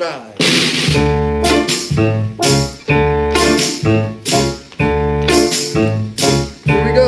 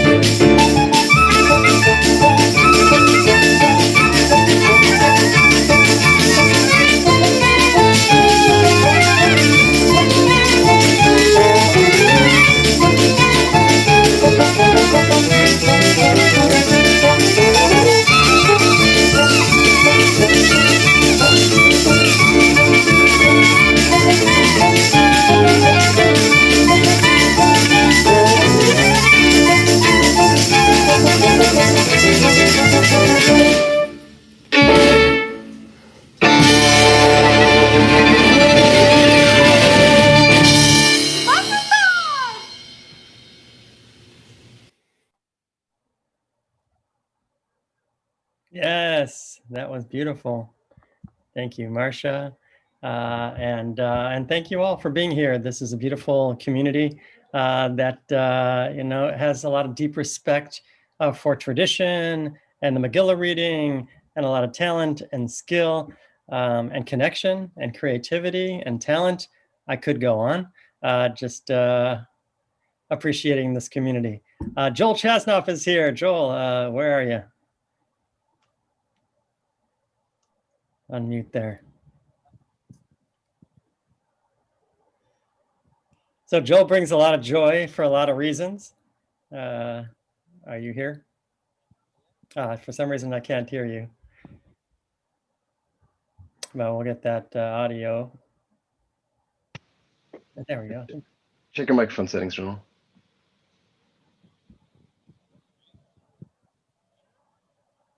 Still no audio now. Now. Yes. There we go. Excellent. So Joel brings us Ranon, I've only been doing this since April. It's only been 10 months. Give me some slack. I don't appreciate that. Yeah. So my introduction, the joy that you're bringing is not only the joy, it's the joy of humor. That's number one, right? So just humor is joy. The joy of artistry, right? Some comedians, tell jokes and they're very funny. But one of the reasons... But not me, but not you, Joel. You managed to tell jokes and not be funny. Wow, Ranon. What would I do without you introducing me like this? Transcend the simplicity of humor into sophisticated art form. And so thank you for that. And then the joy of Eretz Yisrael, just the joy of knowing your feet and toes are in the land of Israel, and which is a beautiful connection that brings joy. At what time is it there? Remind us. It's 4:30 in the morning. How much have you been drinking, Ranon? Because this is starting to get a little... Well, with that, and Joel Chasnoff, ladies and gentlemen. Thank you, Ranon. And this is really nice, because I was thinking today that when this pandemic first started, and there was a question, could humor happen online? Would my career have any sort of life after it began? And my very first email for a Zoom comedy performance was from Rabbi Ranon Teller, because he saw two opportunities. He said, number one, this is a chance to bring humor to the congregation online, and number two, this is a chance to pay Joel much less than he would normally take. I think your rabbi is good about that, seeing the opportunities to get a bargain. Hey, let's use the pandemic to save some bucks. But this was, I don't know, maybe some of you were on that, but my very first comedy event was with your congregation, Brit Shalom. And I did a totally different show. I talked about Jewish humor and the power of Jewish humor and why humor is necessary now more than ever. And I remember when we were doing that performance at the end, we said something like, well, hopefully this summer we'll all be back to normal and maybe I'll see you then. My daughter's bat mitzvah was scheduled to be in Texas this past summer. My dad has a house. My dad is from Bay City. I don't know how many of you remember this backstory from last time, but I'll tell you, my dad is from Bay City, Texas, and I have a lot of family in Maryland and other parts of Houston now. And my dad has a home in Marble Falls, Horseshoe Bay, and the plan was to have the bat mitzvah there this summer. And we really thought it was going to happen, but alas, we ended up doing it here. And I'm proud to say she read Torah at the Kotel, at the Western Wall. The conservative movement has a very small section of the Western Wall set aside where girls can read Torah and lead the service. And we had her bat mitzvah there with the help of some wonderful rabbis, conservative rabbis here in Israel. A small but growing conservative movement is gaining some power here. So we're very happy to see that. In any case, I am coming to you, yes, at 4:35 in the morning. Believe me, there's no place I'd rather be on Purim than up at 4:35, speaking to my screen so I can entertain you in Houston. But I really am thrilled to be here. Purim has always been a very meaningful holiday to me, because I think more than every other holiday, it signifies the lengths that we Jews will go to ruin a beautiful holiday with the most disgusting foods ever invented. We come up with foods that no other religion would come up with. Oznei Haman, or as we say in English, Hamantaschen. Have you ever thought of what that is? Oznei Haman, the ears of Haman. We are taking the bad guy and eating his body parts. I think we lose all ability to put other religions down just by the fact that we are eating the bad guy's body parts on Purim. I would like to see that at other holidays. You know, on Passover, have some Pharaoh's fingers. They are delicious. But other religions don't do that. They have, you know, Easter eggs. It's kind of weird, but not nearly, you know, they're not serving Pontius Pilate's toes. I mean, that would be a stranger, but only us, we do it. But this is, you know, it's not like this is the only time. I think Jews have a tradition that every holiday we'll figure out a way to sort of ruin that holiday with a strange food that no one else would eat. Hanukkah, we commemorate the fact that the oil lasted for 8 days. We celebrate that by eating the latke, a potato pancake that has 8 times the amount of oil recommended by the Food and Drug Administration. It's a miracle. Have a heart attack. There you go. But I think the ultimate food holiday, hard to believe it's coming up, is Passover. And I grew up a strong conservative Jew in Evanston, Skokie, Illinois, and outside Chicago. And one thing we did at Solomon Schechter is that we had to raise money for our school even when we were kids in kindergarten. I think we're the only people that sends out our 5-year-olds to raise money for our Jewish institutions. When I was 5 years old, I had to sell the grossest Jewish food ever invented. You know what I'm talking about, kosher for Passover candy. Does anyone know the name of the company that makes this candy? Anyone? Barton's. Barton's candy, made in Brooklyn, New York, in the same factory on Avenue J since 1936. Last health inspection, 1935. And they're actually proud of that. That's their motto, Barton's, the candy that tastes like Brooklyn. And it does. I've licked the sidewalk. It actually tastes exactly the same. You cannot tell the difference. And if you're not familiar, Barton's candy, it's really made for 2 people, your grandparents, your Bubby and Zadie. They'll buy a few boxes and support the school. But my mom was the head of the PTA. So she wanted me to sell as much as possible to raise money for our school. So she made me go door to door selling Passover candy to all of my neighbors in Evanston, Illinois. Now, I lived in Evanston, not Skokie. Skokie is where the Jews were. I lived in Evanston, which is where prohibition started. It's a very, Protestant, waspy sort of neighborhood.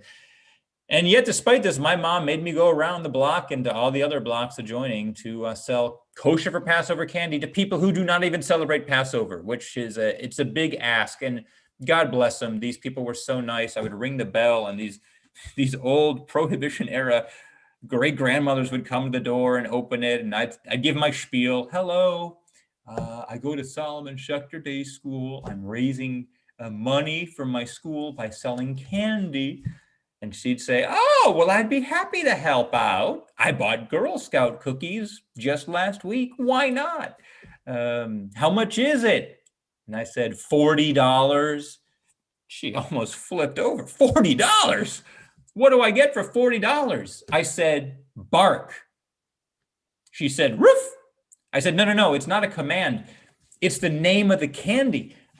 It's almond bark. She said, what is almond bark? I said, well, imagine you're eating tree bark. Doesn't that sound really good? But it's kosher for Passover tree bark, except we take the bark and we dip it in chocolate, and it's got almonds. She said, is it good? I said, I don't know. I'm allergic to nuts. I got a rash the only time I ever tasted it. She said, well, I'd love to help you out, but it sounds kind of expensive. I said, well, don't worry. We have something else for you. For only $36, you can buy a can with 8 macaroons. She said, what in the name of the Lord is a macaroon? I said, oh, it's really good. It's like a big Hershey's Kiss, except it's dipped in honey and then rolled in sawdust and glassed, and it is sprinkled with rat poison. It's how we celebrate freedom. But then what would happen is inevitably, first of all, my mother would come with me to sell Passover candy because of stranger danger. You know, she didn't want me to be alone in the neighborhood. So we would get in these conversations with these people who were not Jewish about the Passover Seder. And every year, the same thing would happen. My mother would invite at least one neighbor to the Passover Seder who was not Jewish. My mom, she loves Judaism, but more than that, she loves being an ambassador of Judaism, not to convert them, but just to show them how beautiful Judaism is. And she believes that Passover Seder is the best way to do that because we have this wonderful narrative of slavery to freedom and redemption. And so she would always invite people who weren't Jewish to our Seder. I don't know if anyone does that, but if you haven't, I recommend it. It is wonderful. People who are not Jewish love the Passover Seder. They love the songs. They love the fact that we ask questions and then we answer them. They love the 4 children. The only time it gets awkward is, let's be honest, after the meal, right? Because what do they say? Wow, that was surprisingly good. Where's dessert? And you say, well, you've got to go look for that. And they're pleasantly surprised. Look for it. Whoa, I bet it's really yummy if I'm looking for it. And you're like, oh, yes. Imagine a saltine blown up 10 times its normal size with no salt. And it constipates you till Labor Day. It's under the sofa, covered in puppy hair. Go find it. I'll give you a nickel. After Yontif, which is Yiddish for never. So we always had really wonderful Passover experiences when I was a kid because we had people who weren't Jewish joining us. And I've always loved that about Jewish holidays, that as strange as they might be and as bad as our food might be, you can share them with people who aren't Jewish, and they'll get a real kick out of it. Now that I'm in Israel, what's great is that Jewish holidays have become national holidays. And Purim here, if you're wondering, it means fireworks, and kids are dressed in costume, walking around. Usually they have a parade, and they have a carnival called Ad Lo Yada. And I didn't know what that I didn't know what that meant until today. My kid explained to me. Ad Lo Yada is actually kind of like a blending of Hebrew words, ad lo yada, until you can't know. You're supposed to drink on Purim until you can't tell the difference between Haman and Mordechai. And the big carnival, which they're having tomorrow, is ad lo yada. We're in a lockdown during the night, but during the day, we are allowed to celebrate Purim. And that's one of the, the rabbi mentioned this about life in Israel being special. It really is. But don't get me wrong, it's challenging. Too. On the one hand, it's beautiful, but it's also challenging. Those of you who've been to Israel, Israel has something that other countries don't, Israelis, and that is that they are a difficult people. I love Israel. I am married to an Israeli, but you learn many things by being married to an Israeli. I'm married to a Yemenite Persian Israeli for 22 years. She has not apologized once in our marriage, because Israelis don't apologize for anything, because apologizing makes you look weak in the Middle East, and nobody wants to look weak when you're surrounded by so many neighbors.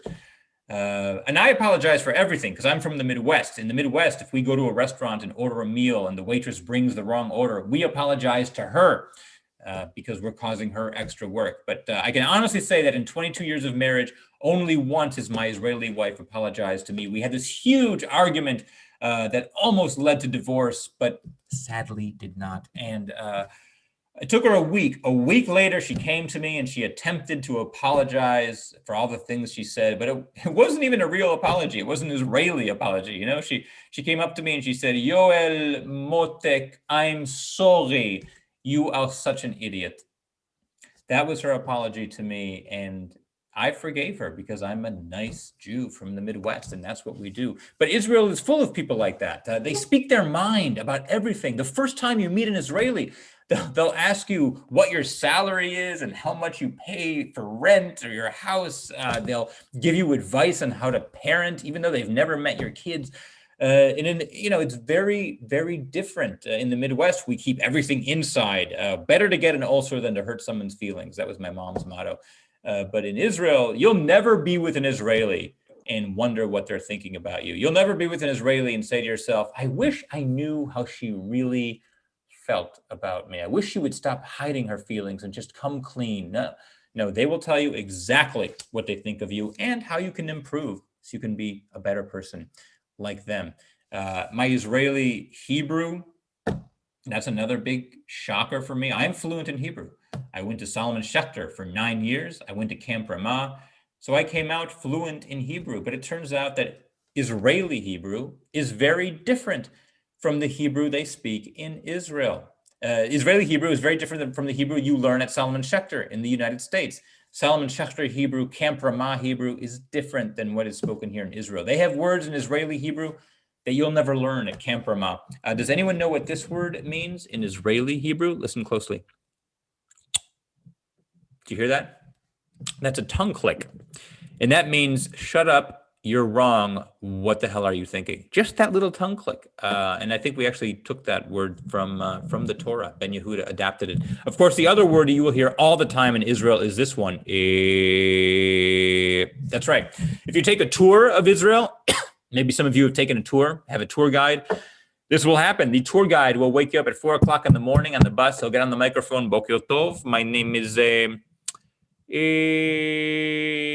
Dudu. I will be your guide tour leader for today. Now, if you look to your right, you will see the old city of Jerusalem, which has many important things from the temple, which was destroyed in the year ממש לא יודע, a long time ago. כן, כן, לפני ים בזמן. Now look, here's what I don't understand. It's the 21st century. We're 20% into the 21st century. We all know history. We know that Jesus was Jewish. But what we forget is that Jesus was Israeli. How are we not talking about this? Jesus was Israeli. He was born in Israel, in Bethlehem. So chances are Jesus didn't get up on the mountain and say, the Lord is my shepherd, I shall not want. No, chances are Jesus stood up there and said, Nu chevre, takshivu shnia. The Lord is my shepherd. Therefore we shall not, Abba, ta'azor li shnia. Hello. If you don't get that, we'll explain after the show what that means. But yeah, we don't make a big enough deal about that. I was in the Israeli army. After college, I did the strange thing. I left the US with my college degree and joined the Israeli army. And you might be wondering, what's it like in the Israeli army? Well, I think the best way to explain it is, imagine a bunch of Israelis running an army. That is the Israeli army. So imagine an army where everyone is arguing about everything, because even when you're under fire from the enemy, you can't get along with one another. Imagine an army where nobody likes authority. Yes, how do you run an army when people hate authority, but Israelis cannot stand being told what to do by someone else? Imagine an army where if someone makes a mistake, they don't want to admit it, because the only thing worse than apologizing is admitting you are wrong. That is something Israelis will never do. Again, because you don't want to look vulnerable to your enemies. I discovered this on my first day in the army. I got my dog tags. Now, I wouldn't be surprised if we have some military vets in our crowd tonight. If you are, you know that the dog tag is very important. The dog tag identifies you on the field of battle. So if God forbid something tragic happens, they know who you are. And I got my dog tag. It's a big moment. You're very proud. I'm officially an Israeli soldier. When I got my dog tag, it had my personal number, which I had to memorize. 548 5481287. It had my first name, Yoel, which is Hebrew for Joel, but my last name, instead of Chasnoff, it said Schitznitz. They got my name wrong on my dog tag. They misspelled it. They wrote Yoel Schitznitz. Now, this is a problem because I knew they told us on our first day of basic training that we would eventually be going to Lebanon during our army service. And I did not want to go to Lebanon with the wrong name on my dog tag. So I went up to my commander, my 18-year-old commander, and I spoke to him in my Solomon Schechter Hebrew. Boker Tov HaMefaked Yeshli She'ela Ketana Ala Diskit Sheli. You know, that horrible American accent that we learn. And I told him as best I could, I explained, my dog tag is wrong. You misspelled my name. So what does he say? He gave me such an Israeli response. He said, so don't die. Welcome to the Israeli army. And the entire country really is like that. But you know what? I admit it. I fell in love with Israel at a young age. I went to Israel for the first time when I was 17 years old on a teen tour with Camp Ramah. And if you're thinking about sending your kids or grandkids on a teen tour, let me tell you, they're very dangerous. And I don't mean dangerous in terms of terrorism or intifada. No, it's actually very safe in that sense. I mean dangerous in terms of what will happen to your kid or grandkid. They will fall head over heels in love, not just with Israel, but with Israelis. They take us to Israel when we're 17. Our hormones are raging. We get off that El Al plane, and what's the first thing we notice? How beautiful these Israeli people are. Oh, the women are all tan and exotic looking with their curly black hair, and the men are these hunks with crew cuts and muscles. And it's so odd because they have the same roots as we do, right? Eastern Europe, Poland, Germany, except they look like supermodels and we look like Jews. How did that happen? That's not fair. And then you go to Israel, and who do I fall in love with the most? The Israeli soldier. That's who I really fell in love with once I got off the bus and got to know the Israelis, because these soldiers, they were just so heroic. They were 1 year older than I was. I was 17. They were 18, 1 year older, and yet they were so much cooler than I ever would be. They had machine guns and berets and Ray-Ban sunglasses and forearms like bricks. And then there was me, slathered in sunscreen, wearing a fanny pack. Remember fanny packs before they were ironically cool? Yeah, my mom made me wear a fanny pack. And what was in my fanny pack? 200 lactose pills. Yeah, how cool is that? Just in case, I got ice cream and God forbid would have a reaction, I had to walk around Israel with my lactose pills. Who was cooler? Oh, the Israeli soldier. I wanted to be them so bad. So I told my parents when I came home from that trip, I want to join the Israeli army. I want to be an Israeli soldier one day. And they tried to talk me out of it. They told me that, I needed to go to college, do the smart thing. If I still wanted to go to the army after college, then I could. And that's what I did. I went to college for 4 years and then got out, and I did go to the army. And I told my parents, and they were freaked out. My dad was afraid that I would never have a job, that I would just wander around going from one kibbutz to the other, and he'd be supporting me the rest of my life. My mom was worried, as you can imagine, because what Jewish mothers really do better than any other mother in the world is they worry about things. Jewish mothers have this incredible ability to worry about even harmless situations. I think all mothers worry, but what is it about the Jewish mother? We have some Jewish mothers in our crowd tonight. It's that ability you guys have to look at any scenario, analyze it, and find a potential tragedy somewhere in that situation. Anything can hurt you as long as you do it correctly, right? And I'm gonna prove that I'm not just making this up. I'm gonna prove that I'm right. I'm gonna give you a few scenarios from my own life right now. These are true stories. Let's see if there is a Jewish mother in our audience. I'm going to ask you to open up your chat boxes, okay, everyone? Open your chat box. As soon as you know the answer to these questions, chat the answer in to everyone so everyone can see your response. Oh, wait, is chat disabled? Yeah, chat is unfortunately disabled only to the Okay. host. Yeah. So sorry. I'll do this on my own, but just raise your hand if you know the answer to the question. So these are our 3 scenarios from my life. Let's see if you can figure out, why was my mother worried in these harmless scenarios? Okay, number 1.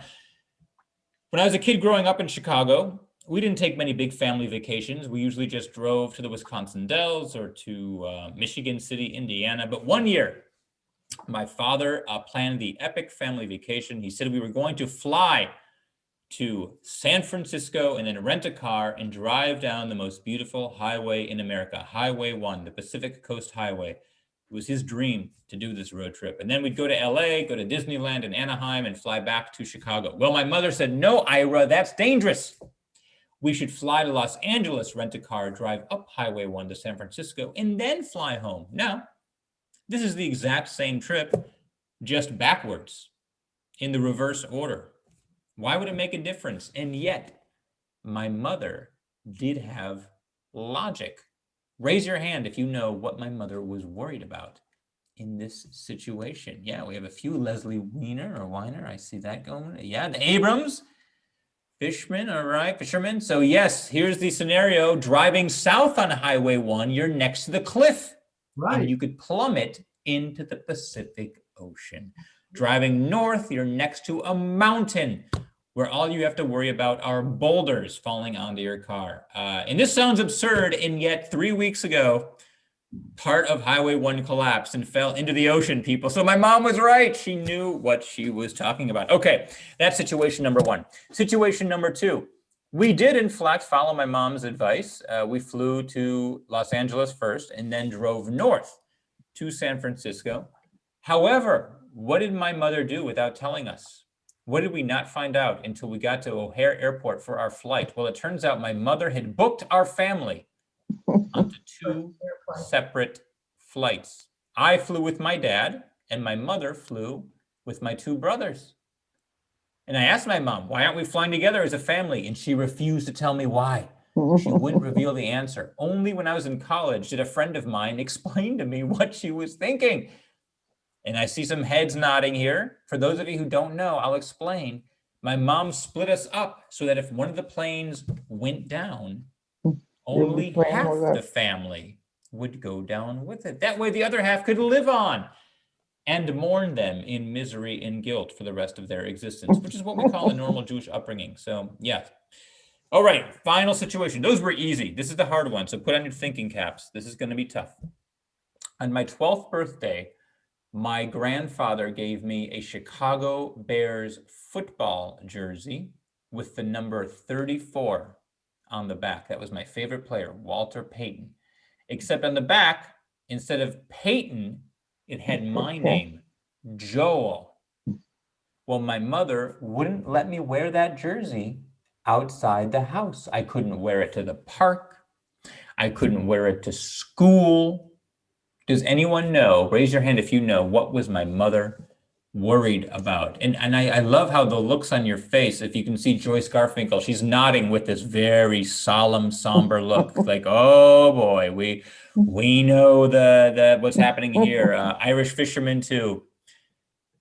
I'll tell you, I couldn't wear that jersey in public because it had my name on it.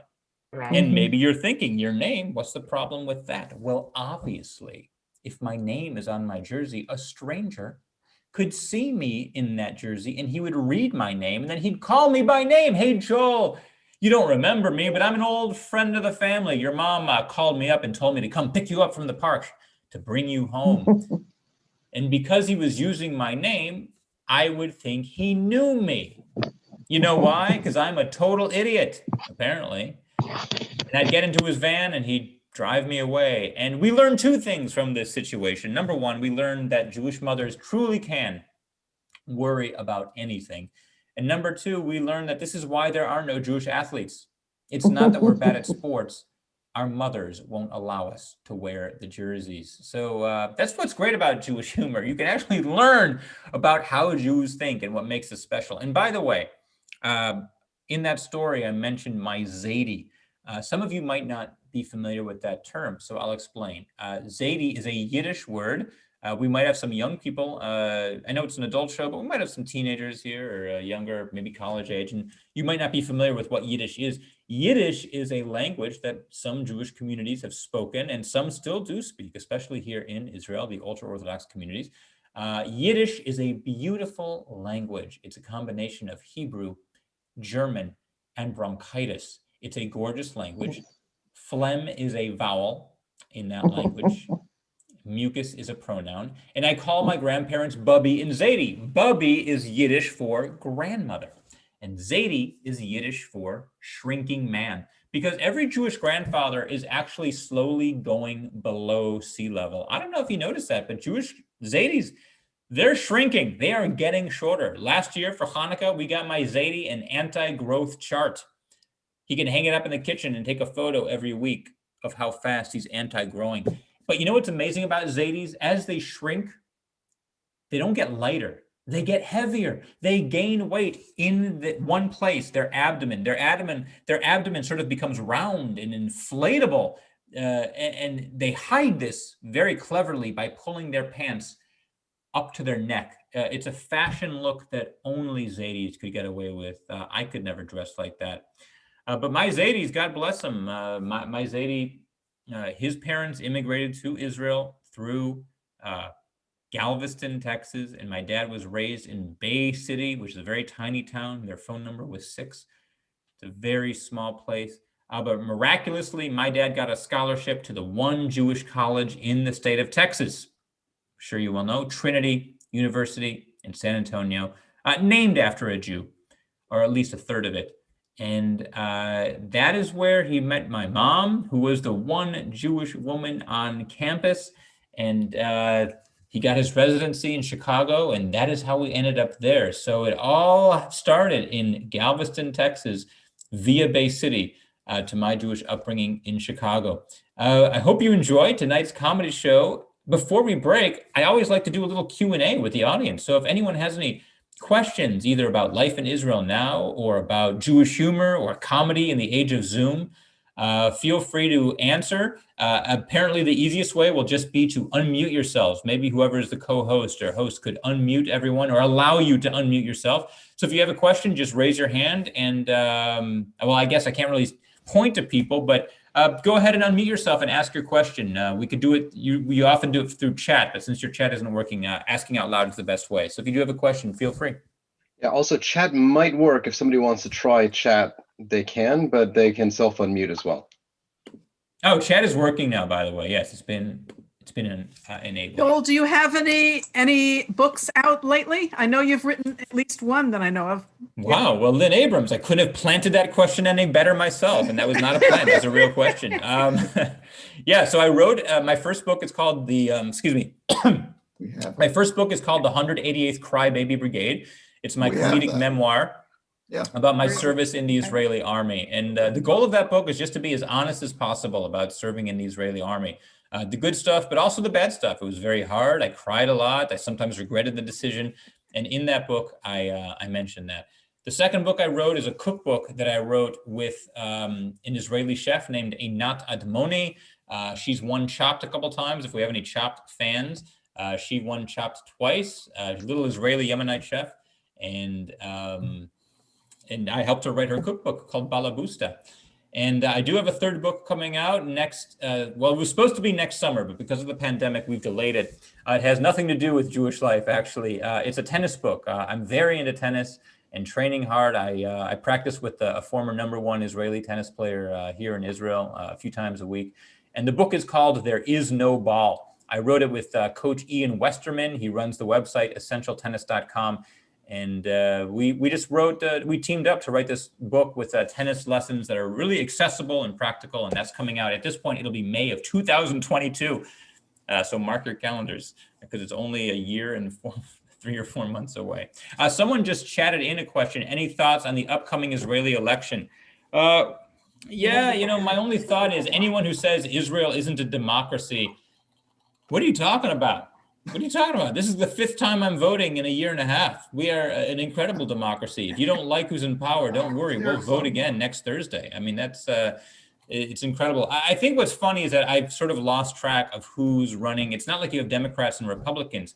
They form new parties, not just every election, but every couple of weeks they form new parties as they attempt to build coalitions.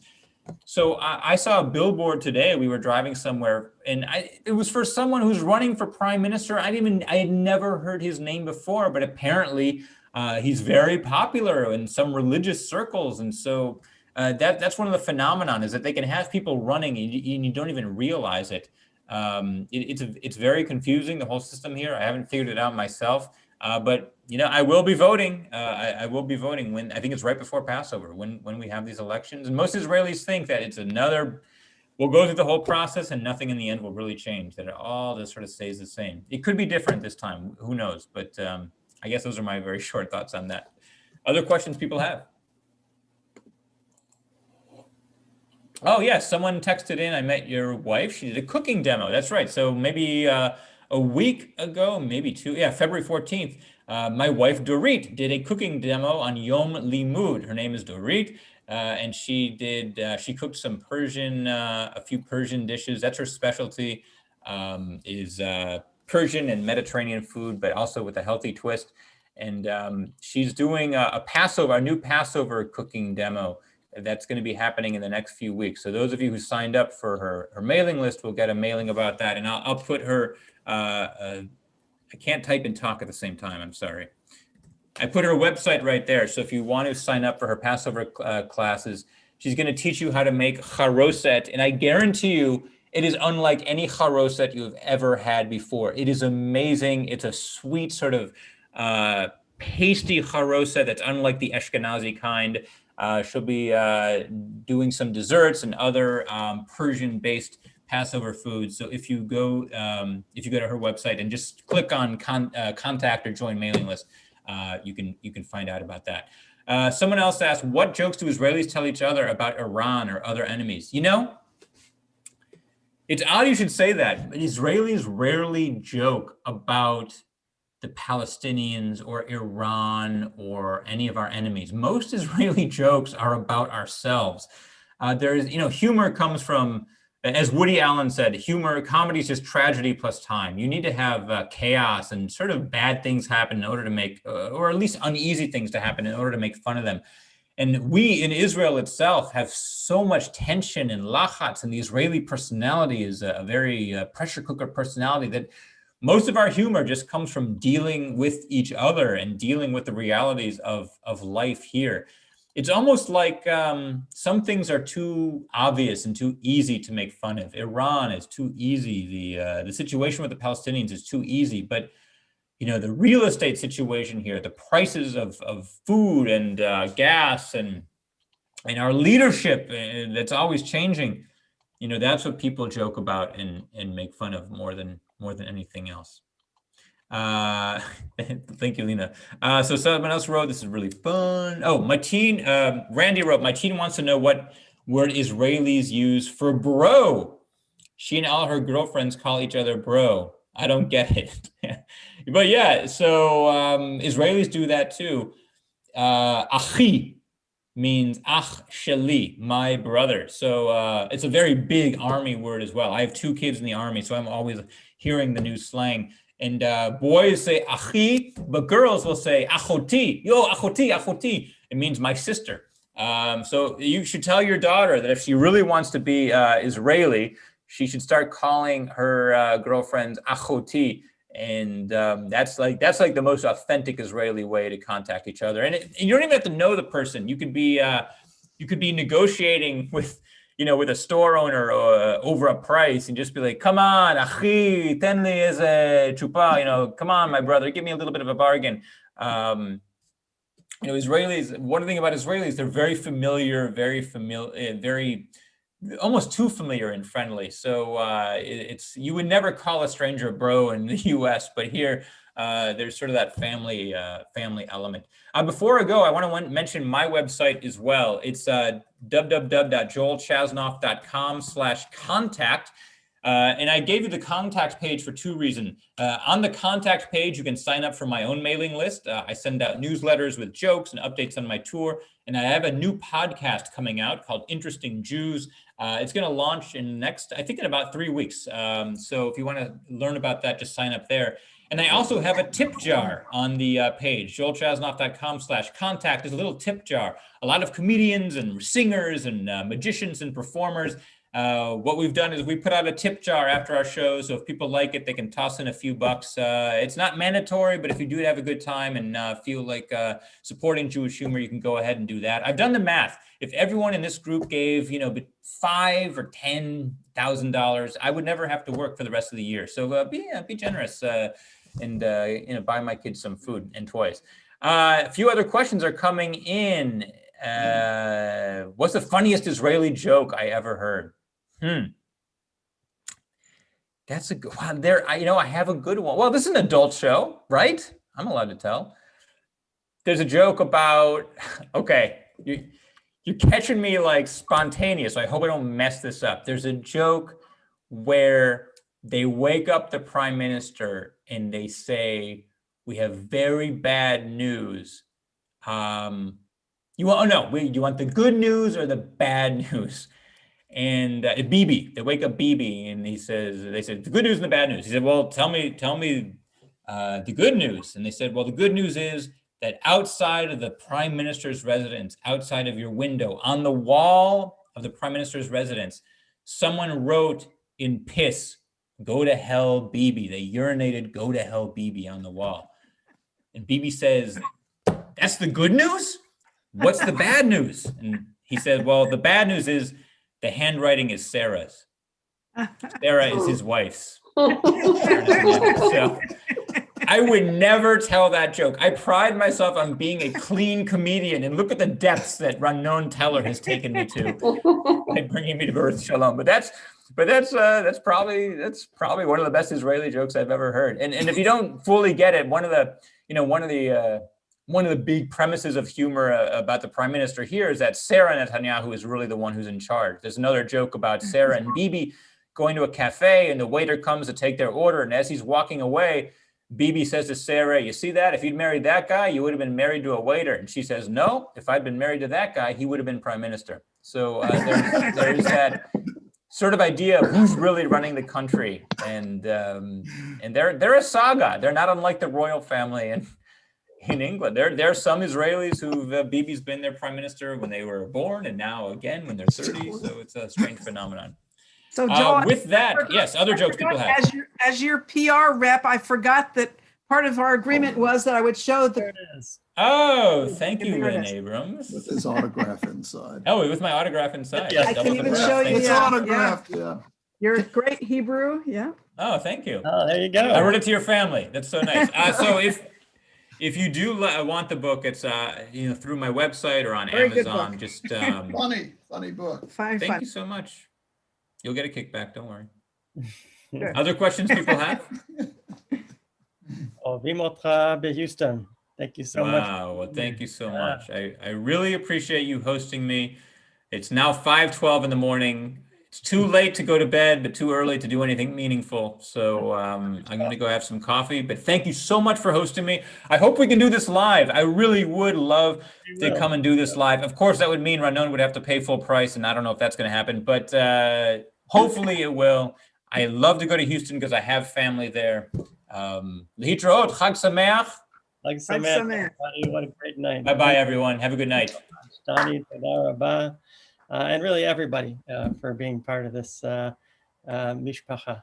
Toda Rabba. Ken Levine, any final salutations? Just a reminder to those who would be interested, tomorrow morning at 9 o'clock, we have another reading of the Megillah. Please join us, and Shabbos is coming. Should I take us out with a song, Rabbi? Oh, yeah. No, number three. No, I had number 7. You sure number 3? Okay. Yeah, well, yeah, maybe 3 and then 7. Is this the comedy? Number 3. Oh, 9. That was very funny. So Mark, thank you again for pre-recording these for us. And with the 3 was a Freilich one, and then let's see what happens. Spin that tune, DJ. 1, 2, 3, 4.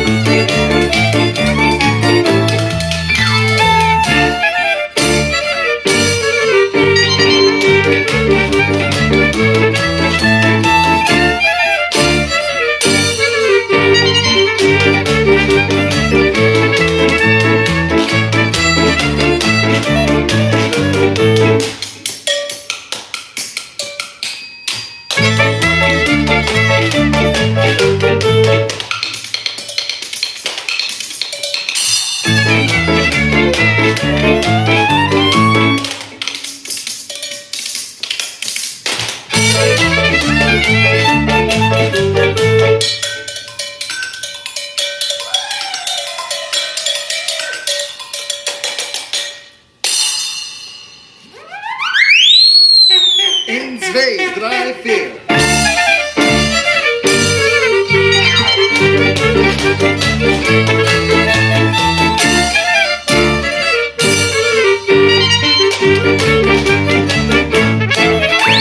That's it. Thank you, music lovers. Beautiful. So we got one more, number 7 there. Donnie lined it up. And Ken Levine, the last reminder of our mitzvot. What? We have a couple of mitzvot that we need to fulfill on Purim. We've done a couple, and we've got a couple more to go. Would you Yes. count them out for us? All right, so let's see. We have the reading of the Megillah. Oh, check. Okay, we did some of that. Right. Yeah. We have the exchange of gifts, Mishloach Manot. Yeah, we did some of that if you participated, and you can also just do some of that on your own. Yeah. Matanot Evyonim, gifts to the poor. So we got to figure that out tomorrow. Either just give some gifts to the poor people around that you see, or Houston Food Bank, or institutionally, however that works for you. And a Purim Suda. And a Purim Suda, right? Make sure to treat yourself well tomorrow. Enjoy some food, and enjoy the day. All right, thank you all for joining us. Good night, everybody. Chag Sameach. Chag Sameach. Thank you. Rhoda. Ain't speed drive.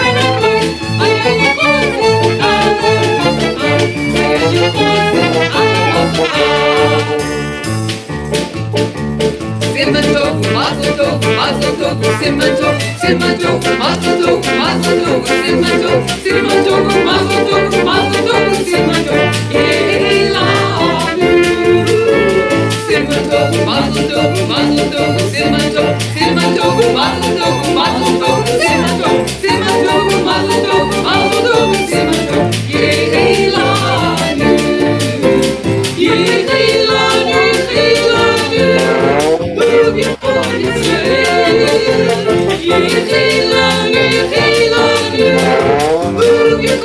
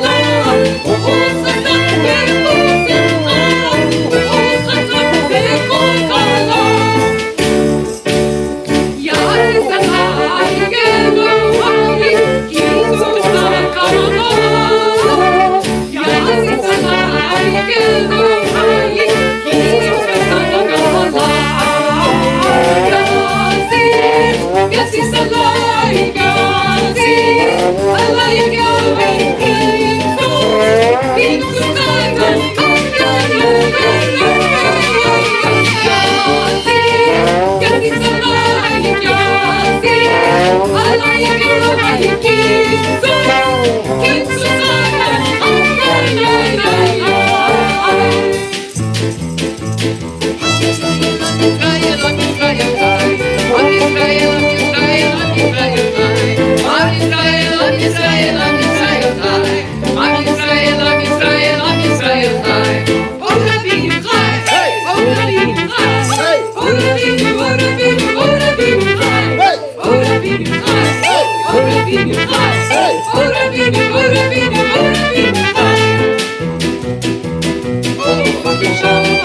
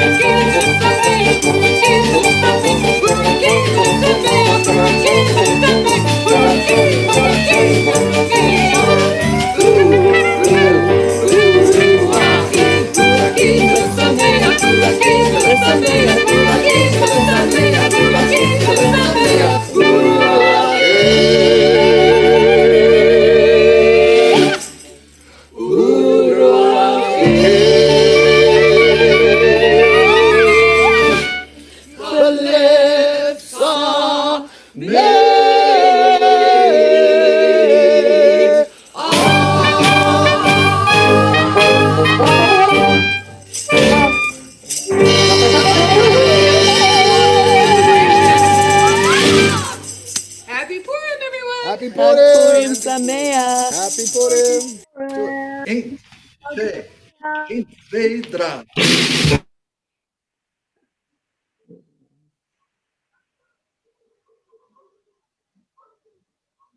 Lala Good morning, everybody. Bye.